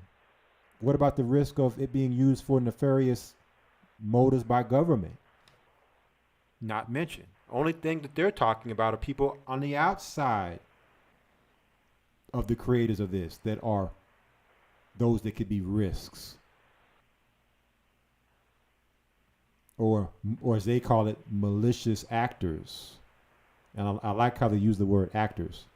We're going to talk about these malicious actors here in a moment. They put the devil in the details. So you have to really hone in on some of these words that they use. And then sincerely, Donald J. Trump, his signature. Now, Donald Trump didn't write this up. Donald Trump didn't come up with this. Okay, at most, all he did was sign. And then it goes into the table of contents. Line of effort 1, facilitate domestic 5G rollout. Line of effort 2, assess risks and identify core security principles of 5G infrastructure. Line of effort 3, address risk to United States economic and national security during development and deployment of 5G infrastructure worldwide. So they're addressing the risks, cyber threats, okay,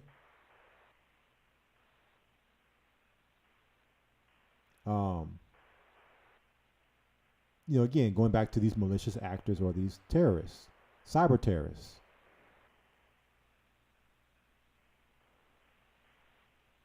Because they're showing you that it's important that they get this infrastructure in place. So they're putting in measures against anyone that would come against this particular initiative.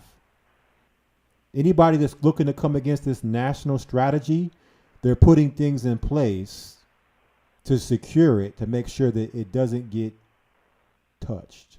Now, my thing is, do any of y'all, and maybe I could be wrong, I don't remember them putting together something like this for 4G. or for 3G or for 2G? Do any of y'all? I mean, if you know of anything, please let me know. So out of all, before they've never done this. Why now are they putting these security measures in place, a national strategy for 5G in place? These are these are critical questions we must ask ourselves. Why?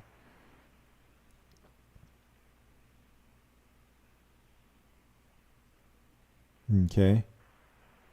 So there's a lot here, and you brothers and sisters can come in here and read this on your own. But I think it's pretty clear with all the talk about 5G. Our last broadcast, we talked about the 5G and coronavirus connection. We talked about Carrie Hilson and her saying that the people that are walking around with these symptoms isn't because of coronavirus, it's because of 5G radiation. So what would they try to do? They would try to turn that into an argument where people are saying 5G causes coronavirus, which is not what people are saying, but they would turn it into that argument to divert so they can debunk that. Nobody's saying 5G causes coronavirus. That doesn't even scientifically make sense. But they'd rather you focus on the diversion of something that nobody's saying, unless you're talking about actors that are looking to take the narrative away from 5G and radiation causing these types of symptoms and breaking our immune system down. Let's get away from that argument and go into something else that really scientifically doesn't even make sense. But there's more. Okay, there's more. We're going to talk about it. There's a lot here, but guess what? There's a whole nother document. This is congress.gov. Congress.gov also has a 5G document. And let's check this out. It says here, public law. March 23rd, 2020.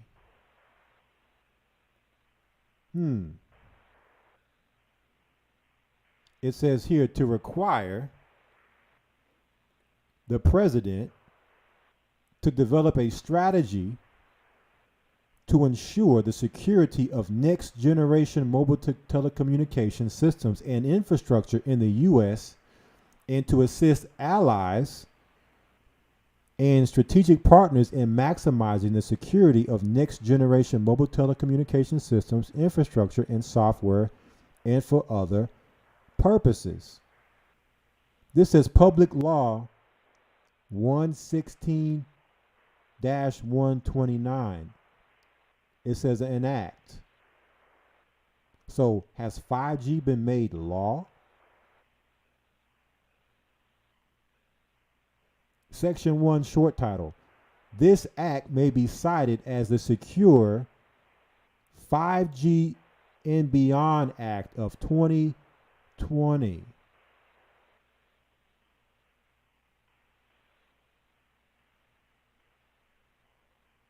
So they've made 5G into a law and an act.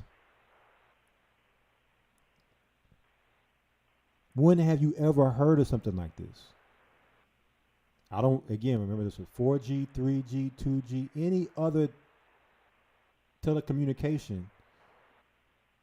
Why are they making this a law and an act and a national strategy, and they're dropping it right during the time of the quarantine? When most people are focused on quarantine and what's going on with Corona, they're doing this, and nobody's talking about this. This is not being talked about on the news because they have all your attention on the coronavirus saga.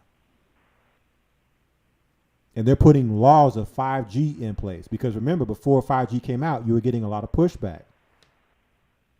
People were already looking to come against 5G when it was looking to drop. But because Corona came, everybody forgot about the 5G. So they said, you know what? Let's get their mind on something else, and we'll drop the 5G in the midst of them being distracted. You see how they killed so many birds with one stone?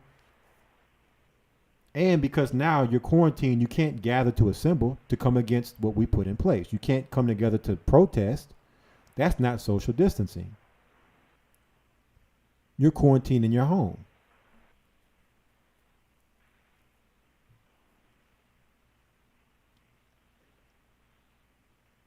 It says here, it goes into all the Section 3, strategy to ensure security of next generation wireless telecommunication systems and infrastructure. Talks about security. Again, you're seeing these words, security of fifth and future generations, not just 5G or 5G, but future generations. What else? Provide technical assistance to mutual defense treaty allies of the U.S., strategic partners of the U.S., and other countries when in the security and strategic interest of the U.S. to maximize the security of fifth and future generations. So while we're in quarantine, they're putting not only the infrastructure in place for 5G, they're putting it in law to protect it, to secure it, so that you can't come against it.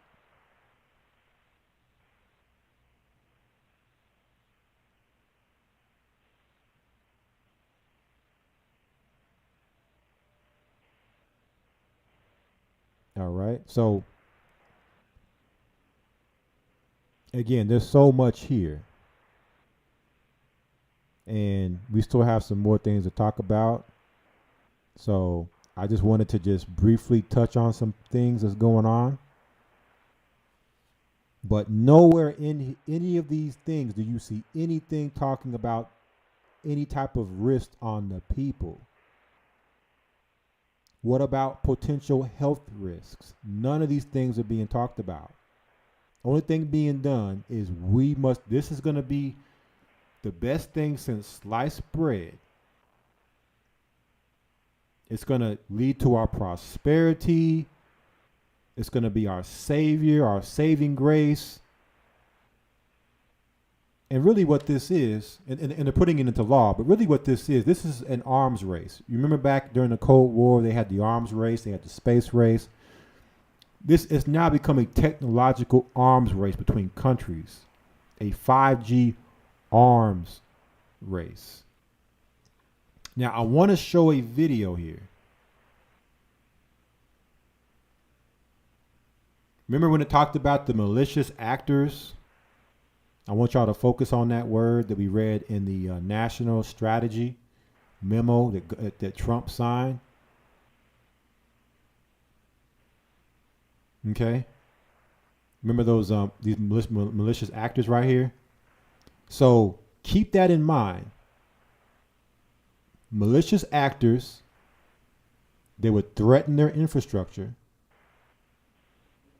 that they've put in law. And now let's check out this video.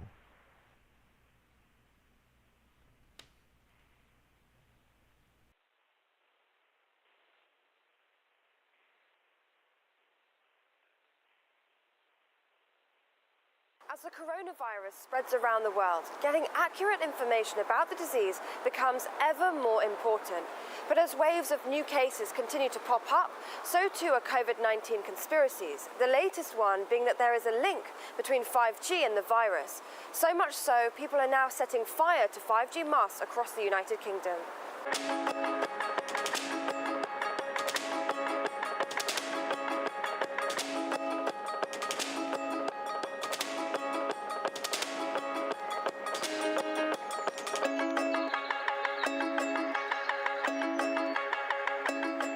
With the world in lockdown in the social media age, there's a heavy reliance on the internet, which is becoming a breeding ground for those wanting to spread conspiracy theories.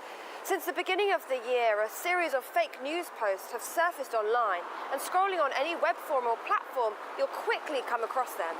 They include false cures and false prevention measures, rumours of scheming geopolitical plots, the virus as a biological weapon, even an experiment gone wrong. But one of the most prominent is linking 5G to coronavirus, and the mass hysteria has pushed the World Health Organization to intervene and to even declare an infodemic. Due to the high demand for timely and trustworthy information about COVID-19, WHO technical risk communication and social media teams have been working closely to track and respond to myths and rumours. Some theorists believe that 5G is the root of the global coronavirus outbreak because they claim it systematically breaks down the immune system. On top of that, a viral post claimed that the technology originated in Wuhan, the very same Chinese city at the heart of the initial outbreak of COVID-19.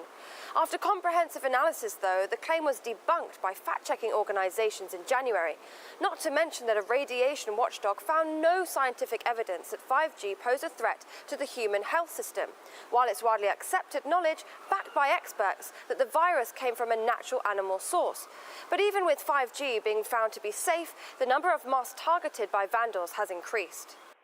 Sadly, we have experienced cases of vandals setting fire to mobile masts, disrupting critical infrastructure and spreading false information suggesting a connection between 5G and the COVID-19 pandemic. There is no scientific evidence of any link between 5G and coronavirus. And despite the scientific evidence, some celebrities are even jumping on this 5G misinformation bandwagon. A lot of my friends have been talking about the negative effects of 5G. Though I haven't fully vetted it, I find it very interesting. I don't think 5G gives you COVID-19. I think it can confuse or slow the body down in the healing process. Doctors and World Health Organization ask governments to halt rollout of 5G. I say no to 5G. And the fight against misleading information is taking a surreal turn. The UK's communications regulator, Ofcom, was even forced to intervene and punish a community radio station for broadcasting unfounded claims about the rollout of 5G, with the government even stepping in to denounce the so-called fake news as dangerous nonsense. On the point about the 5G masts, thank you again for mentioning it. The story somehow got about that they play a role in the spread of the disease. That's just nonsense. Dangerous nonsense as well. But considering the government has advised the public to stay at home, the internet has unsurprisingly been relied on like never before, meaning separating fact from fiction, especially when it comes to the link between 5G and coronavirus, is vital. But there's no doubting the tenuous connection has forced some people across the United Kingdom to disconnect from their technology. Shadi Edwards-Dashley, RT, London.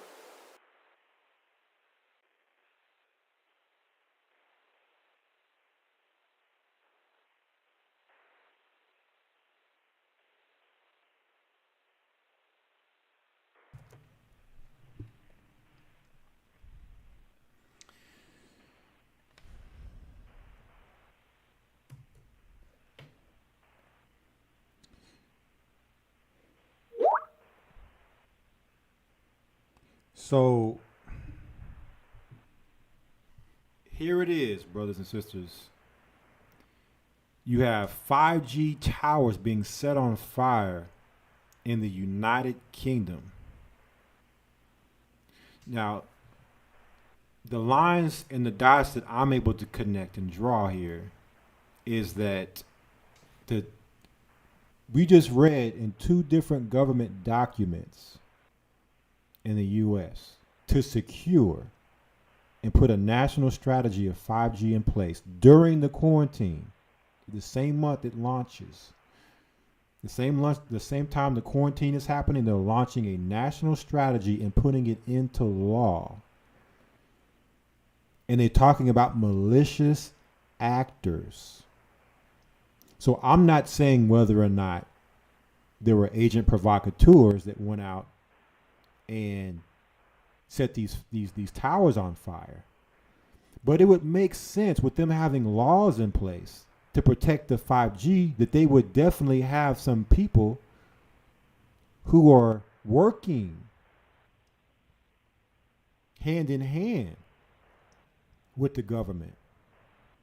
Because by them putting it into law and saying they must protect and secure their infrastructure, and then somebody's attacking their infrastructure, what now does that do? That now further empowers the government. That now further empowers their infrastructure, because now they can put military and things in place to protect it. They could then now come against people who are now speaking against 5G, because you could be seen as someone who's spreading fake news, trying to link coronavirus to 5G as far as saying it causes coronavirus, but nobody said it causes anything. You know, all we're saying is that radiation is not a good thing to the body. And if 5G is putting out a exponentially greater amount of radiation, and it's closer to you because it has to be closer, the cell towers are closer, and there's more cell towers up, that is a health concern that must be examined and questioned.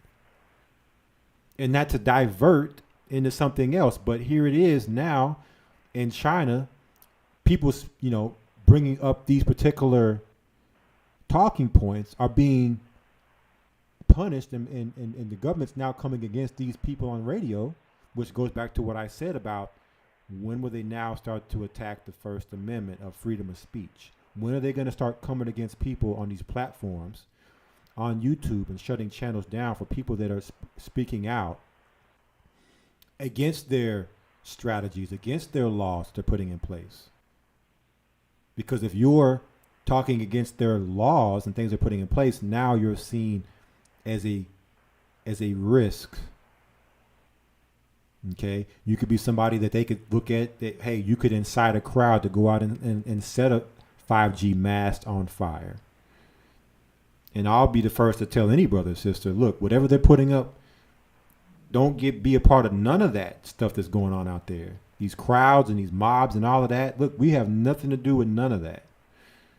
We are not here to, you know, destroy government property or hurt people or harm anybody or anything. We're just here to raise awareness and to speak and concern and want to actually get information and insight to these things and have a conversation about it. That's all we're saying. It shouldn't be, the conversation should not be diverted from, and it should not be ignored.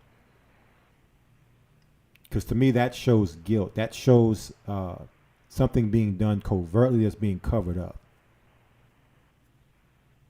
All right. So, you know, that's all I want, you know, just looking at that the terminology of malicious actors, all these people actors, all the provocateurs, all these people that are out there, you know, part of the agenda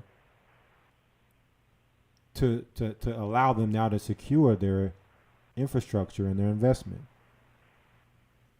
Not to say that it isn't just regular people out there doing it, but it makes sense that in the midst of Corona, this 5G conversation is out there and it's being diverted from. It's interesting. It's coming up in the midst of this so-called pandemic. We can't ignore that. We can't ignore the fact that when you do the tests on regular stuff, computers, cell phones, microwaves, the high levels of radiation that is coming out of these devices.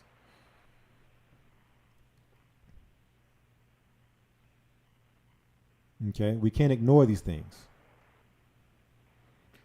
So that goes into the part of, is 5G law?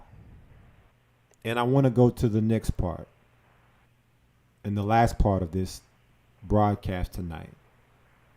Again, we're talking about the diversion and the distraction. So while people are maybe caught up on certain things with Corona, is there something else going on that we should be paying attention to? Yes. Couple things. Few things. Let me pull them up here. This is, you know, some of this stuff again is kind of older news, but, and you probably have seen or heard this already, but again, I'm just making some points. Want to make sure that we crossing all our T's and dotting all of our I's. This comes on zerohedge.com. In surprise tweet, Trump warns Iran sneak attack coming. Tehran to pay a very heavy price. So in the midst of the quarantine and everybody distracted on that, now Trump is saying, upon information and belief, okay, belief meaning it's what they believe. They don't have proof. It's just what they believe.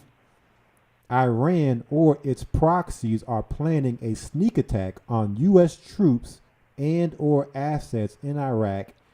If this happens, Iran will pay a very heavy price indeed. This was April 1st. April Fools. 2020. This came out. And the question that I asked when I seen this was, who shows their hand in war? Like, if I knew my enemy was going to do a sneak attack, I wouldn't go and broadcast that I know.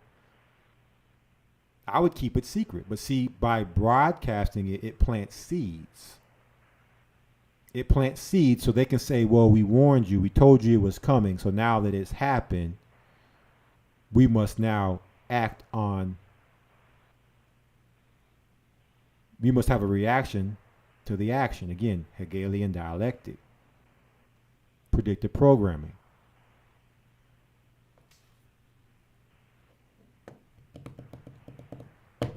Next article. Forbes.com. Iran deploys missiles covering the Strait of Hormuz. April 7th, 2020. So everybody's talking about Corona. Iran is putting weapons in place in the Strait of Hormuz.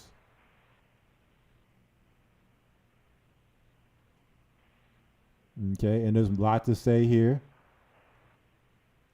or a lot to read, but y'all can look this up and read this in your own convenience. What else? What else is going on that we're being distracted from? BBC.com. U.S. sends warships to Caribbean to stop illegal drugs. April 2nd, 2020. So America is sending warships, military vessels, ships in the Caribbean because they're saying that Maduro, who is the president of Venezuela, is now funneling illegal drugs. And they put, I think, like a $80 million bounty on his head. A $15 million reward was offered for information leading to Maduro's arrest.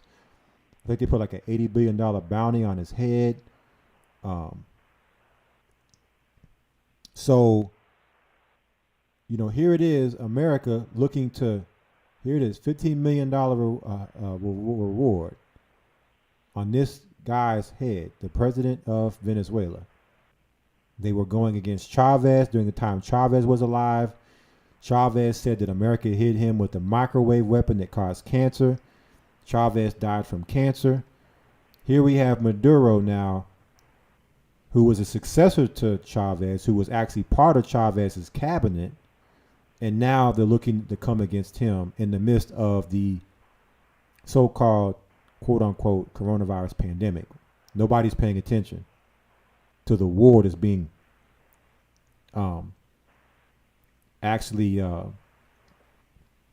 it's developing. Because that's really what's going on here. All these countries are getting ready for war. They're getting all their countries ready and geared to operate during a war. And this is the way you do it. You're at home. They don't have to worry about any espionage, people spying or getting information out to the enemy. They're about to go into the war games are about to become hot and real. It'll still be games to them, but it won't be games for us.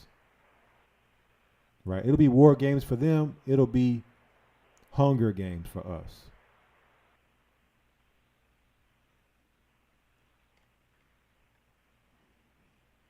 And let me pull up one more thing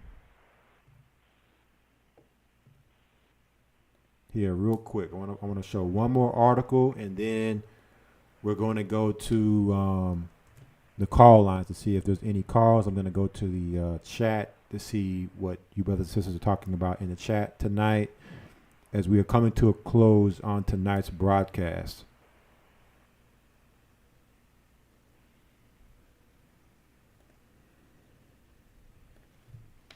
This is a good website that has a lot of good insight.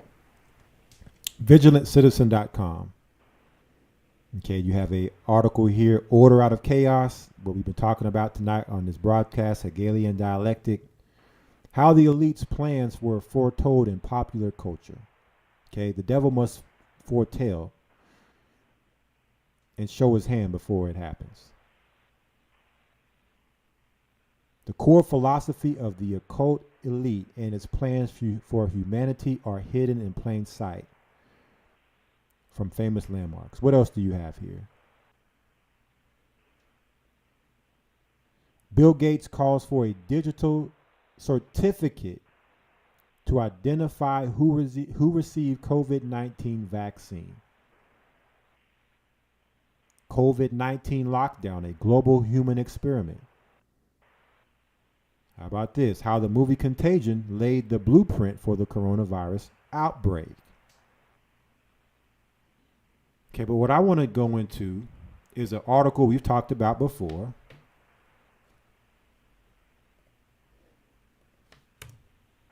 Let me find the article. Some of you longtime listeners may remember this article. It says here, the end of April, a time of human sacrifice. This was published April 18th, 2013. It says, why do we often witness tragedy and senseless deaths during the second half of April? The list of violent events that occurred during this time period is simply staggering. Here are some of them. April 19th, Waco massacre. An FBI assault led to the burning down of the compound of a sect named Branch Davidians, killing 76 men, women, and children. April 19th, 1995, Oklahoma City bombing. 168 people were killed.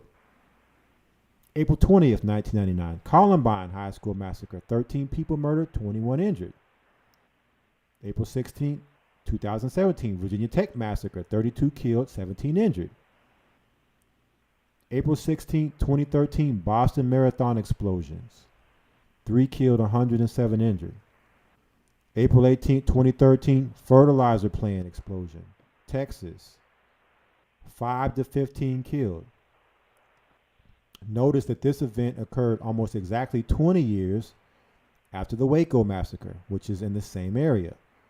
Also on April 16, 1947, a ship loaded with ammonium nitrate docked at the port of Texas City and erupted in flames, causing a massive explosion that killed approximately 576 people.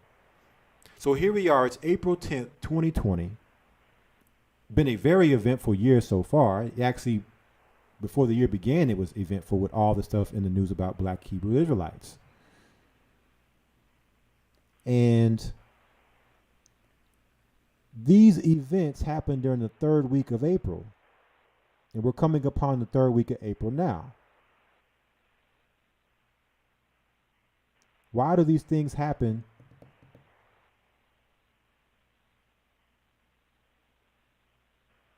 the third week of April? It says here, the cult of Baal never disappeared.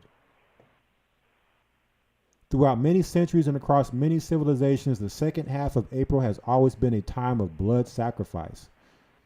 The worship of Baal took many names and spread across several civilizations. Being a sun god and god of fertility, rituals celebrating Baal took place after the vernal equinox, a time of rebirth, and often involved human sacrifice. So you notice how this going into the god of fertility happening in the third week of April. What do we have coming up this weekend?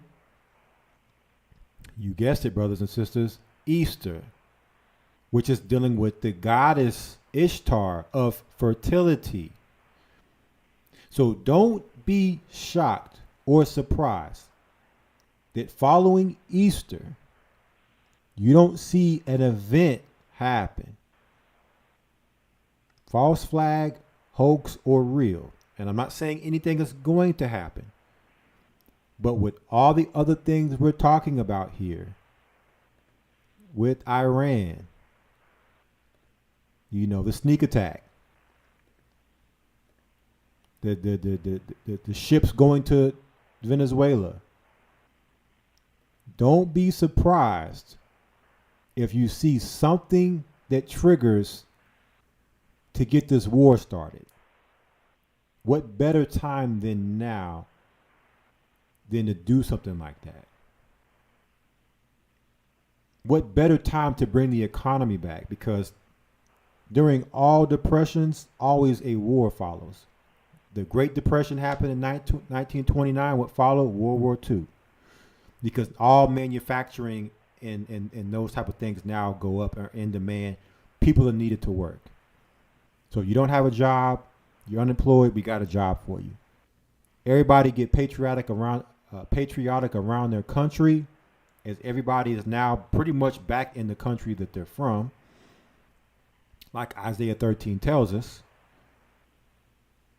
And now everybody rally around that flag. Okay, and let's go to war.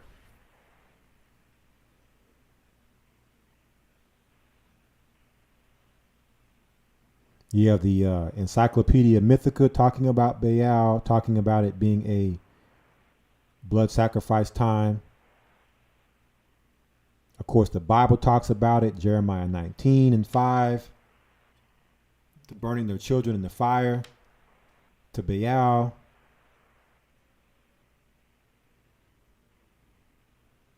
Okay. And what you had leading up, because basically this time leads all the way up until May 1st, which is called May Day.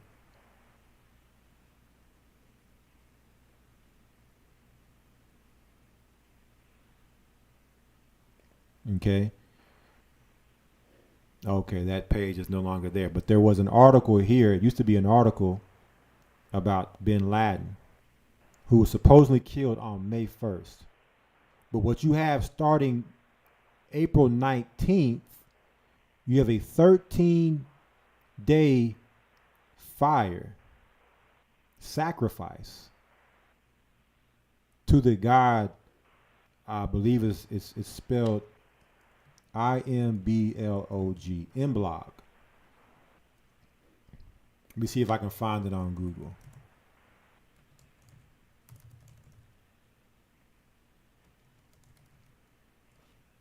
Maybe it's Imblog. Imblog Fire Festival. Okay, this one is saying February 1st. Let me see. I know there's a festival that starts toward the end of April. It goes for 13 days. I just can't remember what it's called. But that leads up to May 1st, which is called May Day. Okay. But, and I'm not saying that there's something going to happen during that time period. I'm just saying, if something does happen, don't be surprised.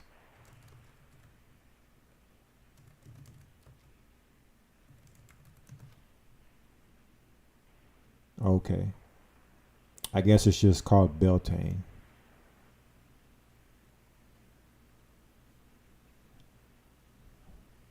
Okay. Beltane. So from April 19th until May 1st, it's a 13-day fire festival to Baal of blood sacrifice. Okay. So I know we covered a lot tonight, brothers and sisters. A lot of information out there. There's no way we can cover it all. It's just too much information out there right now. I'm just trying to bring out things that I've come across that I feel like is important to be brought out.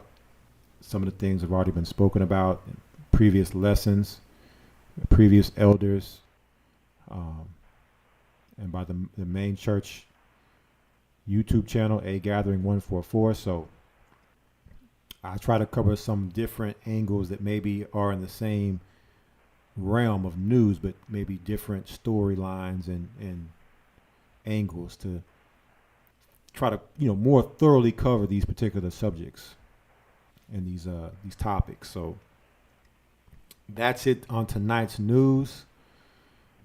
And what we'll do now is we'll go ahead and go over to the call line, see if we have any callers in the queue. And we'll also read your comments to see what your brothers and sisters have to say and what you've been talking about tonight in this broadcast. So let me go ahead. We have some callers here. Let me go ahead and go over to the 470 area code on Blog Talk. 470, Shabbat Shalom, you're on the air.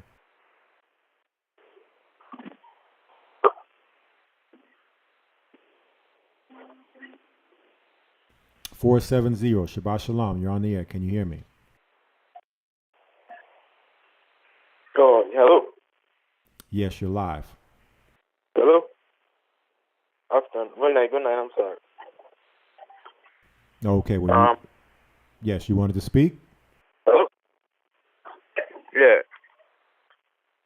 I was just wondering about if you guys had seen that the church that was out with the coronavirus following the temperature around salty areas. Okay, you're asking, have I seen what again? I couldn't understand your question. The temperature charts, the geographic temperature charts, the coronavirus it seems to be following a select temperature. Temperature. Like the thermal charts. Thermal trucks. So explain to me, what do these thermal trucks do? No, they're just graphing around certain areas like China, Iran, and Italy. They're all in the same. They're all in the same geographic. They're all in the same area thermally. Like the area they're in, the temperature is about the same. It looks like the virus spikes in a certain temperature. That's why Africa doesn't really have any cases like that. Okay. Well, I'm not really familiar with the temperature truck and what that is. I haven't seen anything. I mean, maybe I have seen it and didn't know what it was, but I'm not familiar with seeing what you're speaking about. Have you seen? I was just. Have you seen something? Yeah, I was listening to a podcast. A lady, Kim Iverson, she had brought it out on some of her podcasts, and it's really interesting if you get to check it out. Like around New York and like Canada, it looks like around there, based on the based on the temperature around that area. It seems that the virus is very comfortable there and easier to spread.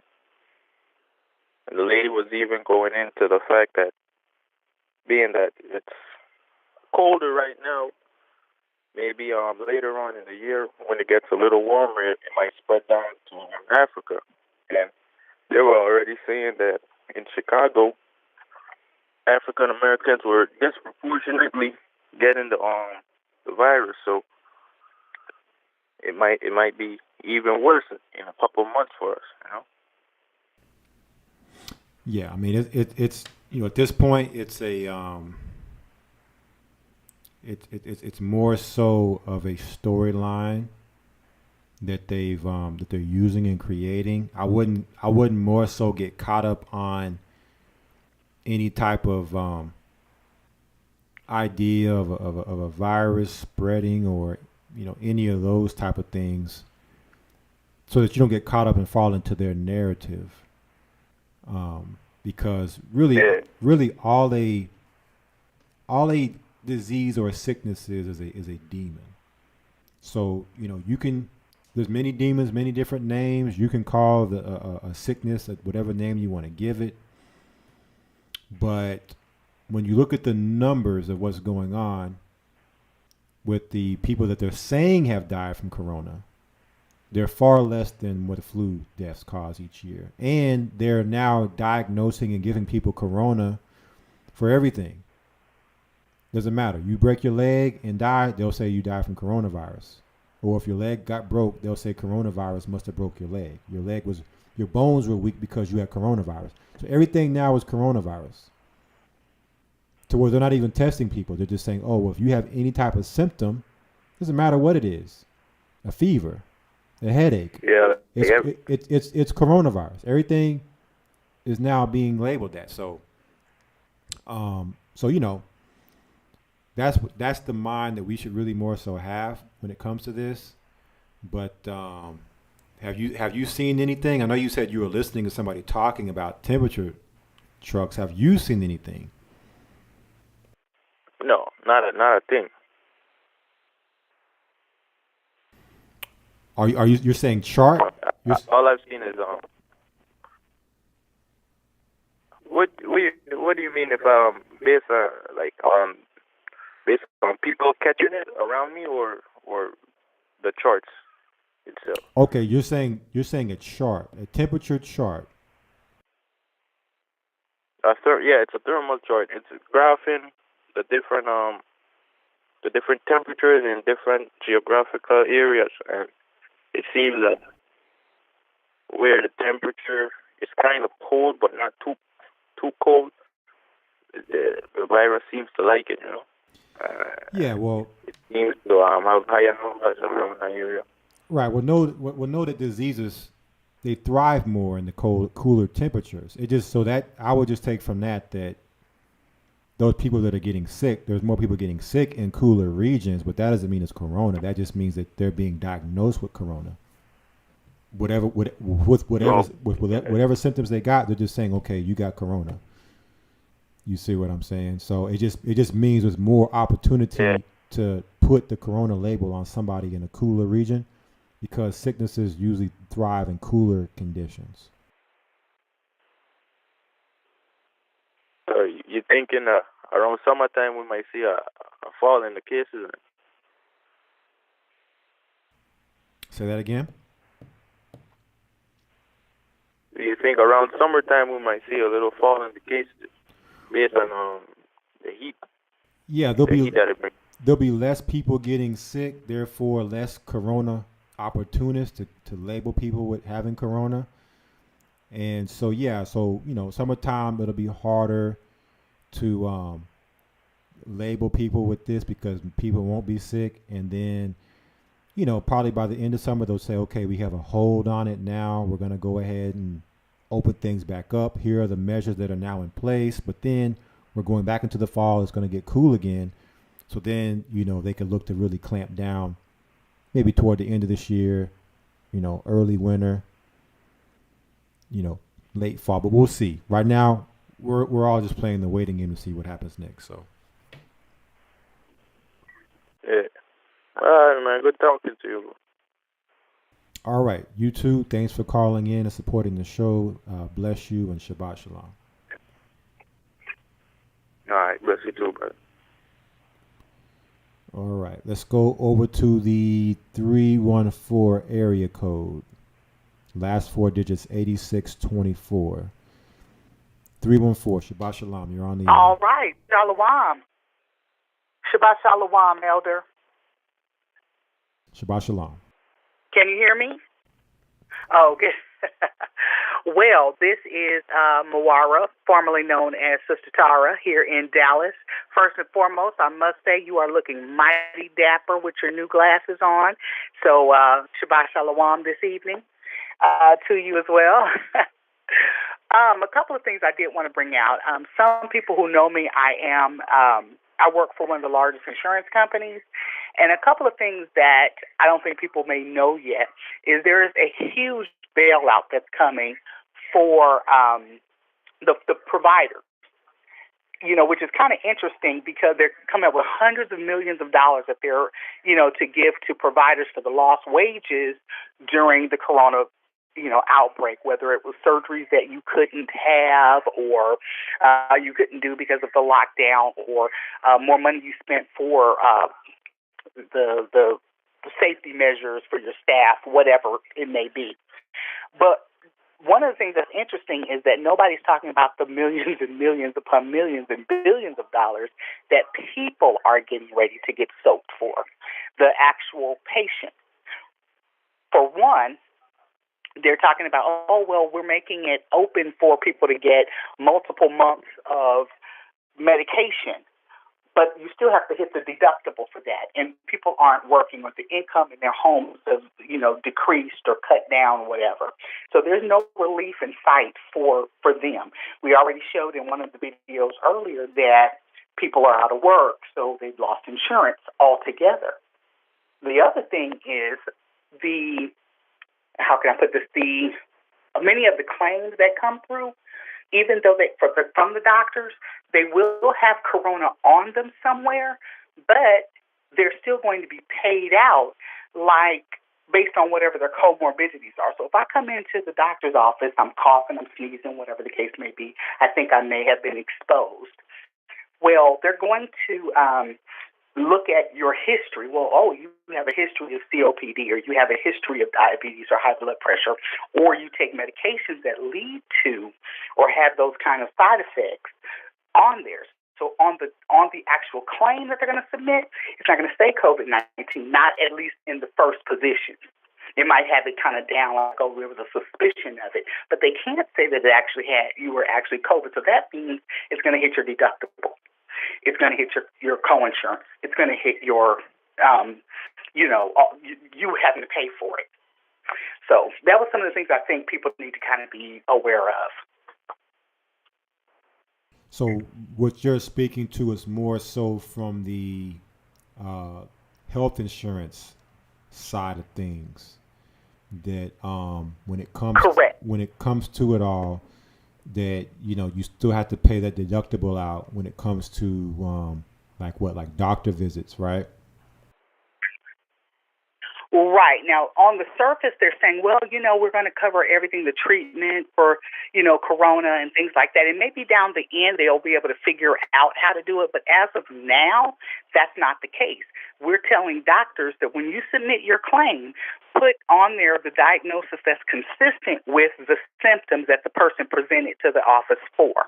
So if you come in with chest pains or shortness of breath or those things, and you actually have any of the comorbidities or are taking medications that side effects are consistent to looking like it's corona, then they're going to use a suspicion of corona diagnosis, which means they're not saying that you have it. So the testing and all that kind of stuff like that, you could be on the hook for that under your deductible and your co-insurance and things like that.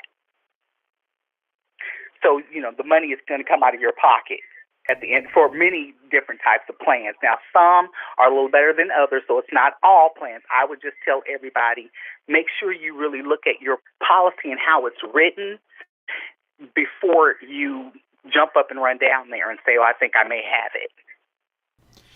Yeah, and I'm not sure if you've seen the video at the beginning of the broadcast, but the one that was talking about African Americans being the higher statistical figures that are supposedly carrying this virus or affected by this virus.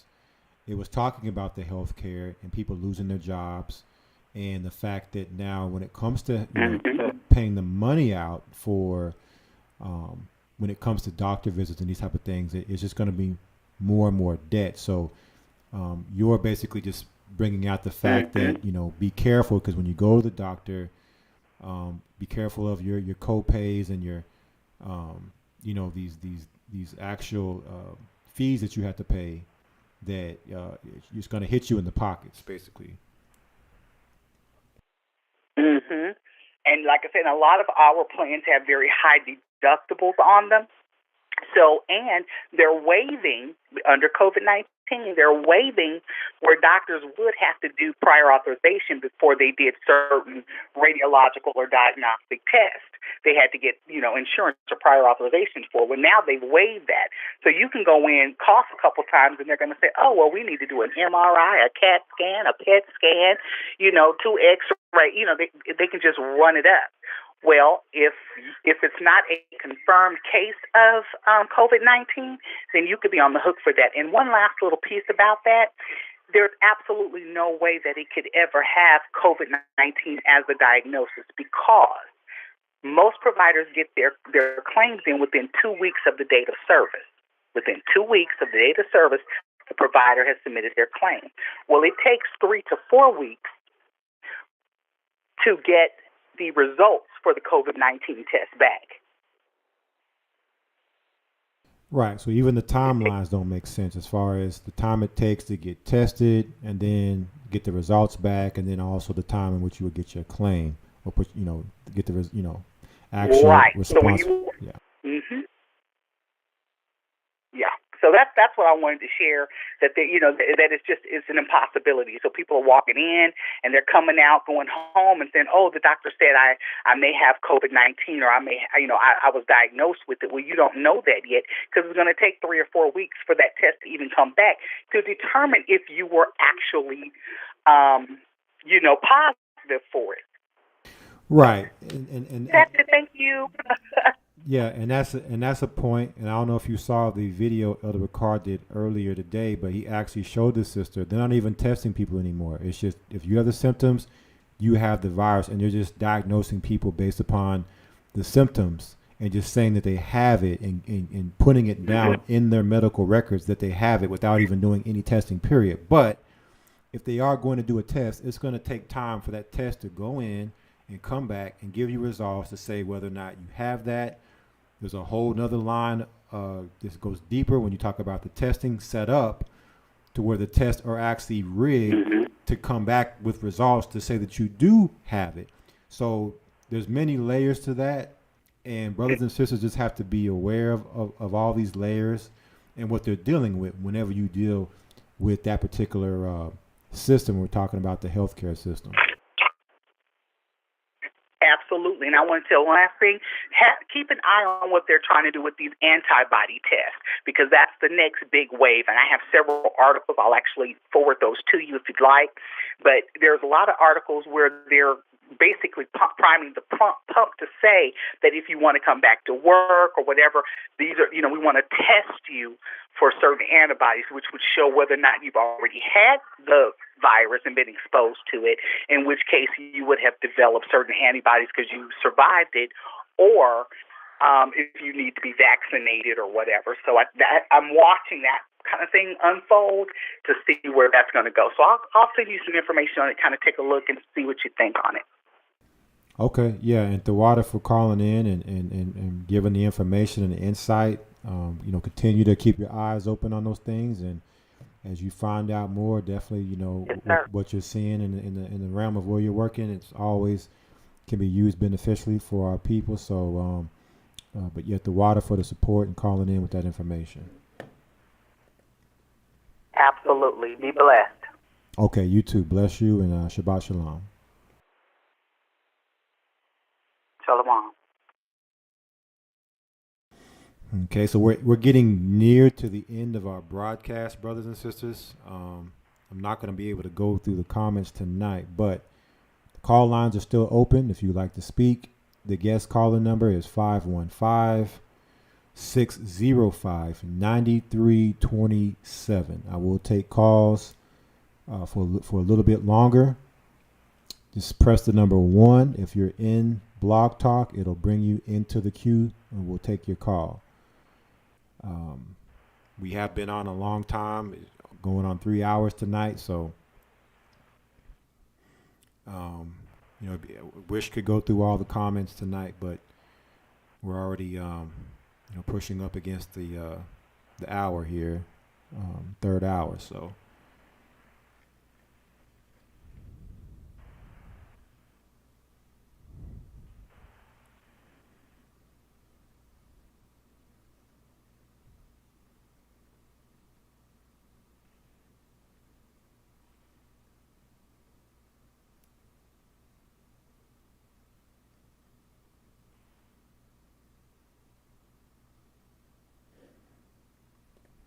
and I know y'all are putting a lot of good comments in. Let's go to the 212 area code. 212, Shabbat Shalom, you're on the air. This is funny. Shalom. Yes, you're on the air. Shabbat Shalom. Oh, just want to confirm, Elder, you can hear me? Yes, I can hear you, and if you have me playing in the background, if you could please mute it so there's no feedback. No, I don't have anything. Okay, yes, you're live. Oh, just want to confirm, Elder, you can hear me? The one, Elder. This Shalom family, I just want to state that we're really in a trying time, and it's just really, it really does blow my mind on how the craziness that's been going on, and it's just never ending, Real quick, sis, I hear something playing in the background, so it's drowning you out when you're speaking. Oh, I'm sorry. I think that's okay. I muted it. Okay. I think that was the actual feedback from the show. Yes. A law class, sorry. So it's great points brothers and sisters have been bringing out, really deep information in regards to what's, with the 5G. I'm seeing articles, even with pastors overseas in Nigeria that's being convicted. And, soon we're going to have to go underground in regards to this. Sorry, my cat is very vocal. Not now. Okay, so, so what I wanted to bring out, especially what's concerning right now, is the nursing home. My mother-in-law had a stroke 2 months ago, and she, she recovered. All praise the Most High. She recovered physically, but mentally she's still, really out of it. Other than that, she could do things for her. She could walk. She could go to, normal things that people can do. But now we were supposed to get her before the shutdown, and then now she's stuck there, and now she's sick. She is sick, Elder, and it's just, I feel like they're going to keep her until whenever this ends. Very concerning.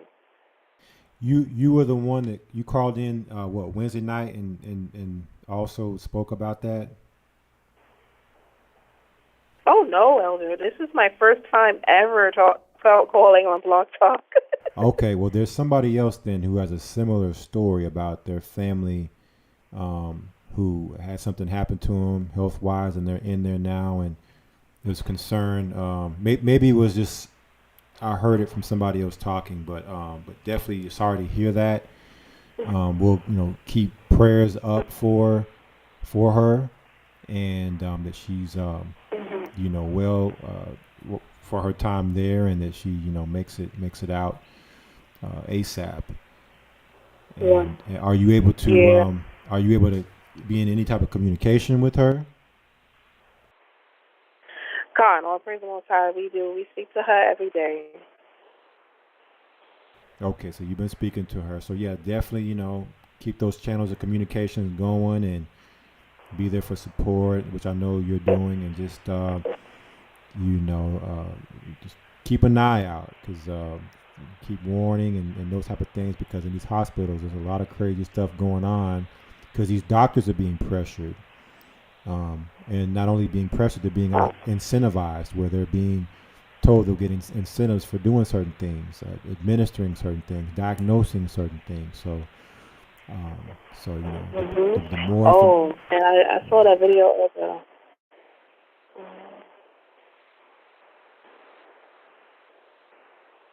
Yeah. Okay, so. But so, was there anything else that you have for us tonight?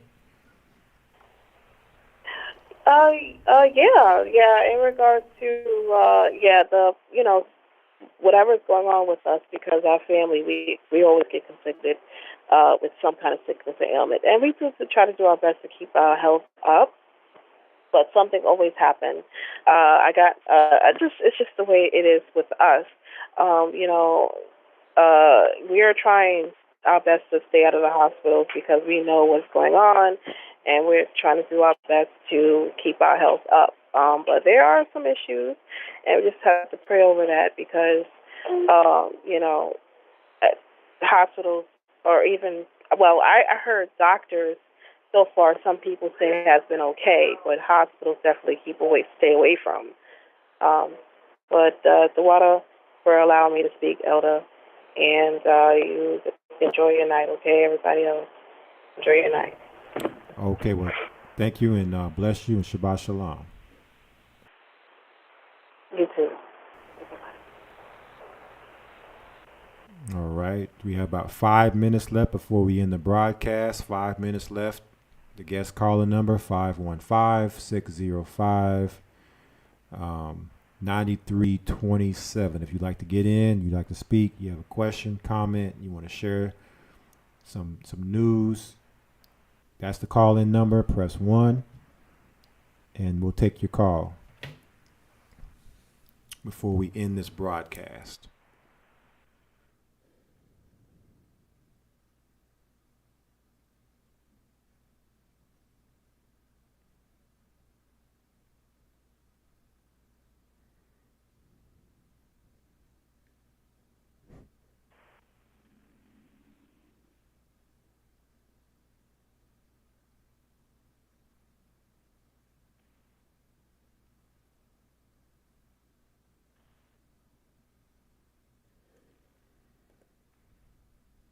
Okay, so it doesn't look like we have anybody else calling in or in the queue that would like to speak. So I'm reading through a few comments here, but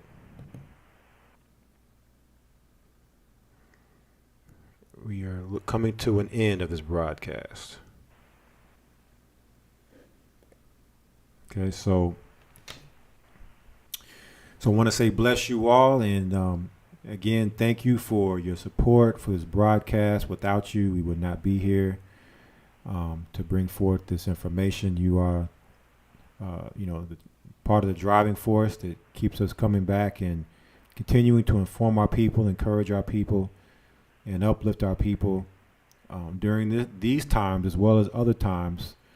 But just keep in mind that there will come a time when the censorship will be real and the communications will be limited. So right now is the time to get as deeply connected to the Holy Spirit as you can, because the Holy Spirit will be our guide and will lead us going forward when it comes to surviving and escaping these times. So until then, until next time we're here broadcasting, continue to stay safe, stay prayed up, stay watchful, stay vigilant, diligent, and don't get distracted.